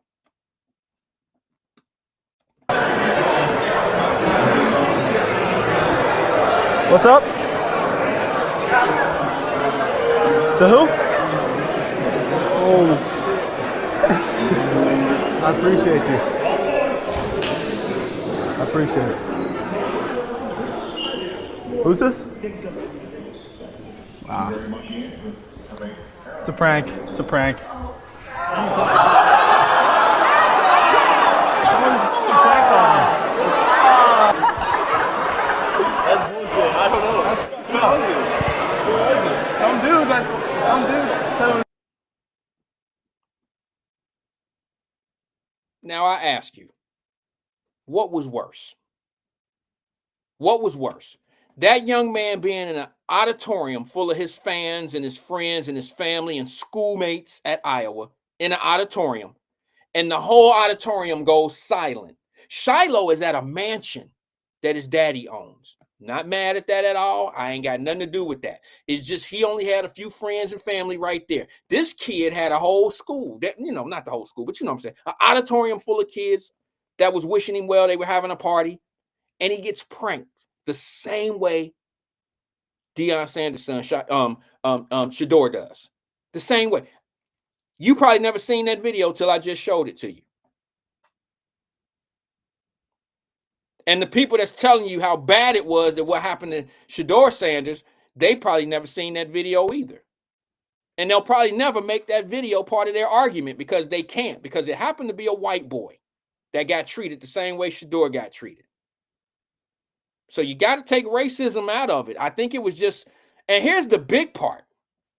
Shedeur accepted, this is how great this kid is. He accepted the apology from the kid. He accepted that young man's apology. See what I'm saying? So it's not like this kid is like he's not a devil. Shedeur Sanders is not a devil. He's not a bad kid. It's just certain things that people don't want to be around. And it's probably more of his dad and the culture. Let's be honest, y'all. You got to be honest. Deion Sanders took what do you call it? Louis luggage out to Colorado. It's all fine and good on college campus. But when you get to the pro level, it might not be all what they looking for. They might not want all the jewelry and the hats to the backs and all this old shit that's going on out here. They may not want the same. They may not want that. The stuff that you seen at the Colorado games, they may not want that. The stuff that they seen out of Jacksonville, they may not want that. And that might be their right to feel that way. I don't know. But I honestly think, as much as I love Deion Sanders, he hurt his son the last 5-6 years by saying some of the things that he said, and it came up to bite my guy in the ass. And y'all know I've been a Deion Sanders supporter since we've been here. But I got to keep it 100. I got to tell you what it really is. It was Deion Sanders. The execs don't want to really work. They know how powerful he is social media wise. All these platforms, Fox Sports that he's on, all these, the going live on Instagram, all of that stuff could come back and hurt an organization if things are not going well for his kid. See what I'm saying?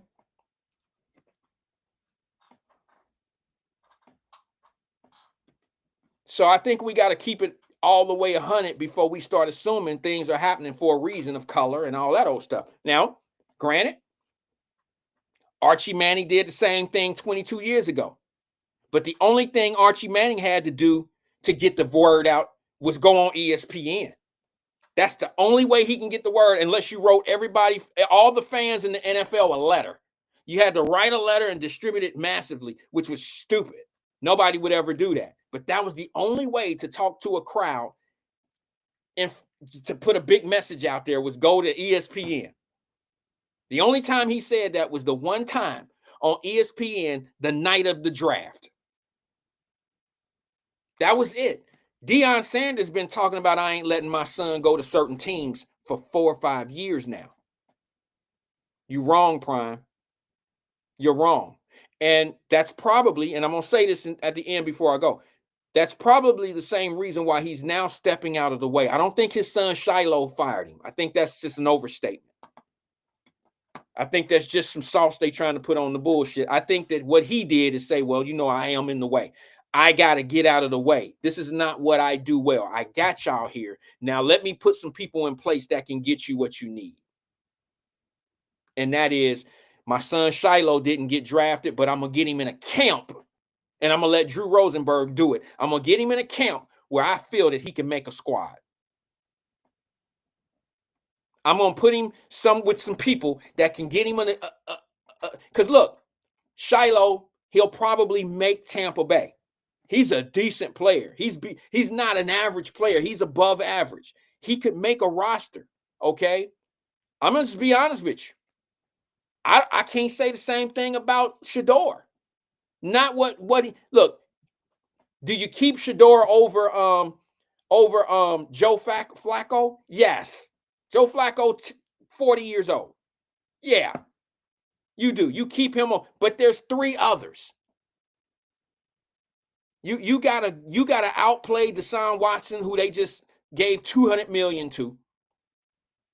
You gotta outplay the rookie that they drafted before you, and then you gotta outplay the guy that's been there, who know the system. I don't know anything about that kid. I don't know him.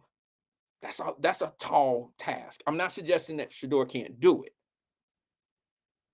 but I'm saying I think Shiloh is in a better position. And let's be honest. I'm not being biased. I'm not saying this because I'm not a Browns fan. It has nothing to do with it. The history of the Browns speaks for itself. You don't need me to say anything bad about the Browns, but the truth of the matter is, there's a reason why Deion Sanders said that the Browns organization was bad and I wouldn't want my kid going there. There's a reason, and there's truth to it. You just should have never said it out loud. But the truth of the matter is, the Browns is probably the worst organization for a quarterback to go to. It's been proven over the years, not just because I'm saying, it's been proven.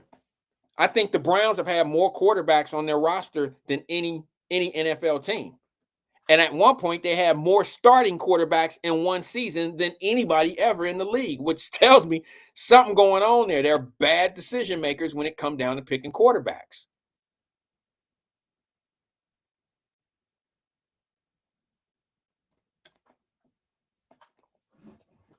Hey, I really enjoyed my time with everyone today.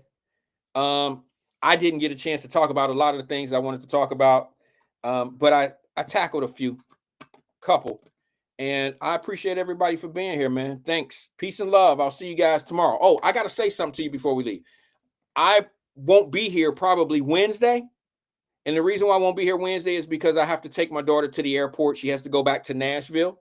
And she's getting ready for her graduation. So she has to go out a couple days early because they have these I don't know, they have banquet for sports on Friday. And so she has to be back for that. So I will be dropping her off at the airport right around noonish. So I won't be here at 1:00 on Wednesday. I won't be here on Wednesday. And Friday, I'm heading out to Nashville. So I won't be here Wednesday. I won't be here Friday of this week. So pass the word. I should have said this earlier in the show so everybody would know. We've had a few people fall off since then. So just let people know, or, I'll be here tomorrow and I'll let it be known once again. Peace and love to everybody, man. I'll see y'all right here, same place, same time tomorrow at 1:00. I'll holler at you. Sitting sideways, boys in the days. Sitting sideways, boys in the days. Sitting sideways, boys in the days. On the Sunday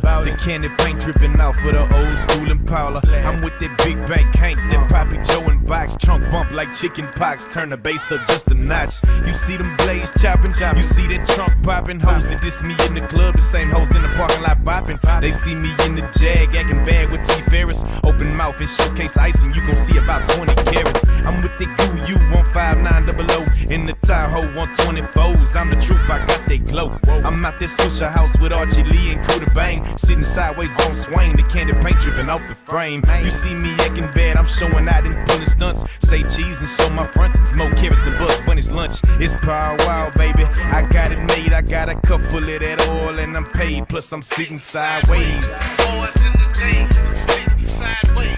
Boys in the days, sitting sideways. Boys in the days, on a Sunday night, I might bring me some mail. Sitting sideways. Boys in the days, sitting sideways. Boys in the days, sitting sideways. Boys in the days, on a Sunday night, I might bring me some mail. What it do? I'm on the block, posted up like a mailbox, staying licks on the grind, putting money in my socks. A legend in the hood for gold grills and popping seals. An icon on the mic for showcasing my verbal skills. I'm in the club, posted up with some gangbangers, still flipping the old school candy Cadillac on swingers. I got a styrofoam white cup full of that drink, looking for that dank. My hustle game sharp as a shank. Big bank take little bank, 84s and candy paint, trying to find some honey love. My mackin' game is top rank. These hoes peeping me, ear hustling on the side, eavesdropping my conversation, trying to figure which car I drive. I'm on the scene strapped up like I was bungee jumping. Hit the corner, you hear me bumping. Look at that chrome grilling woman. The trunks popped up, my music screwed and chopped. I'm the undisputed king of the parking lot. I'm sitting sideways. Boys in the days, sitting sideways. Boys in the days, sitting sideways. Boys in the days, on a Sunday night, I might bring me some mail. Sitting sideways. Boys in the days, sitting sideways. Boys in the days, sitting sideways. Boys in the days, on a Sunday night, I might bring me some mail. Maybe OJs, oh, we going crazy when they see me sitting sideways on them 24. Bunch of hoes, bunch of money, bunch of clothes, cigarillas out the mold, gliding like an ice skater, motor like a snot nose, suicide drop those, mono blocks, chop mode, customize that, cause the mono block stock low, sensei, done key, pow wow, in the play, heads up, when you see us, we gon' put it in your face, raised on sky in the yellow, when I blaze, boy, smell nothing but haze, ain't the nigga to sell. I'm the dude with the metal, they get hot as a kettle. From messing riding with some cat that ain't got it together. Flossing, breaking out the intersection, crossing, three with an acting the his ass on them bounces. SUC in the dough, MOB on the place, pull up in the driveway, leaning and I'm sitting. Sideways.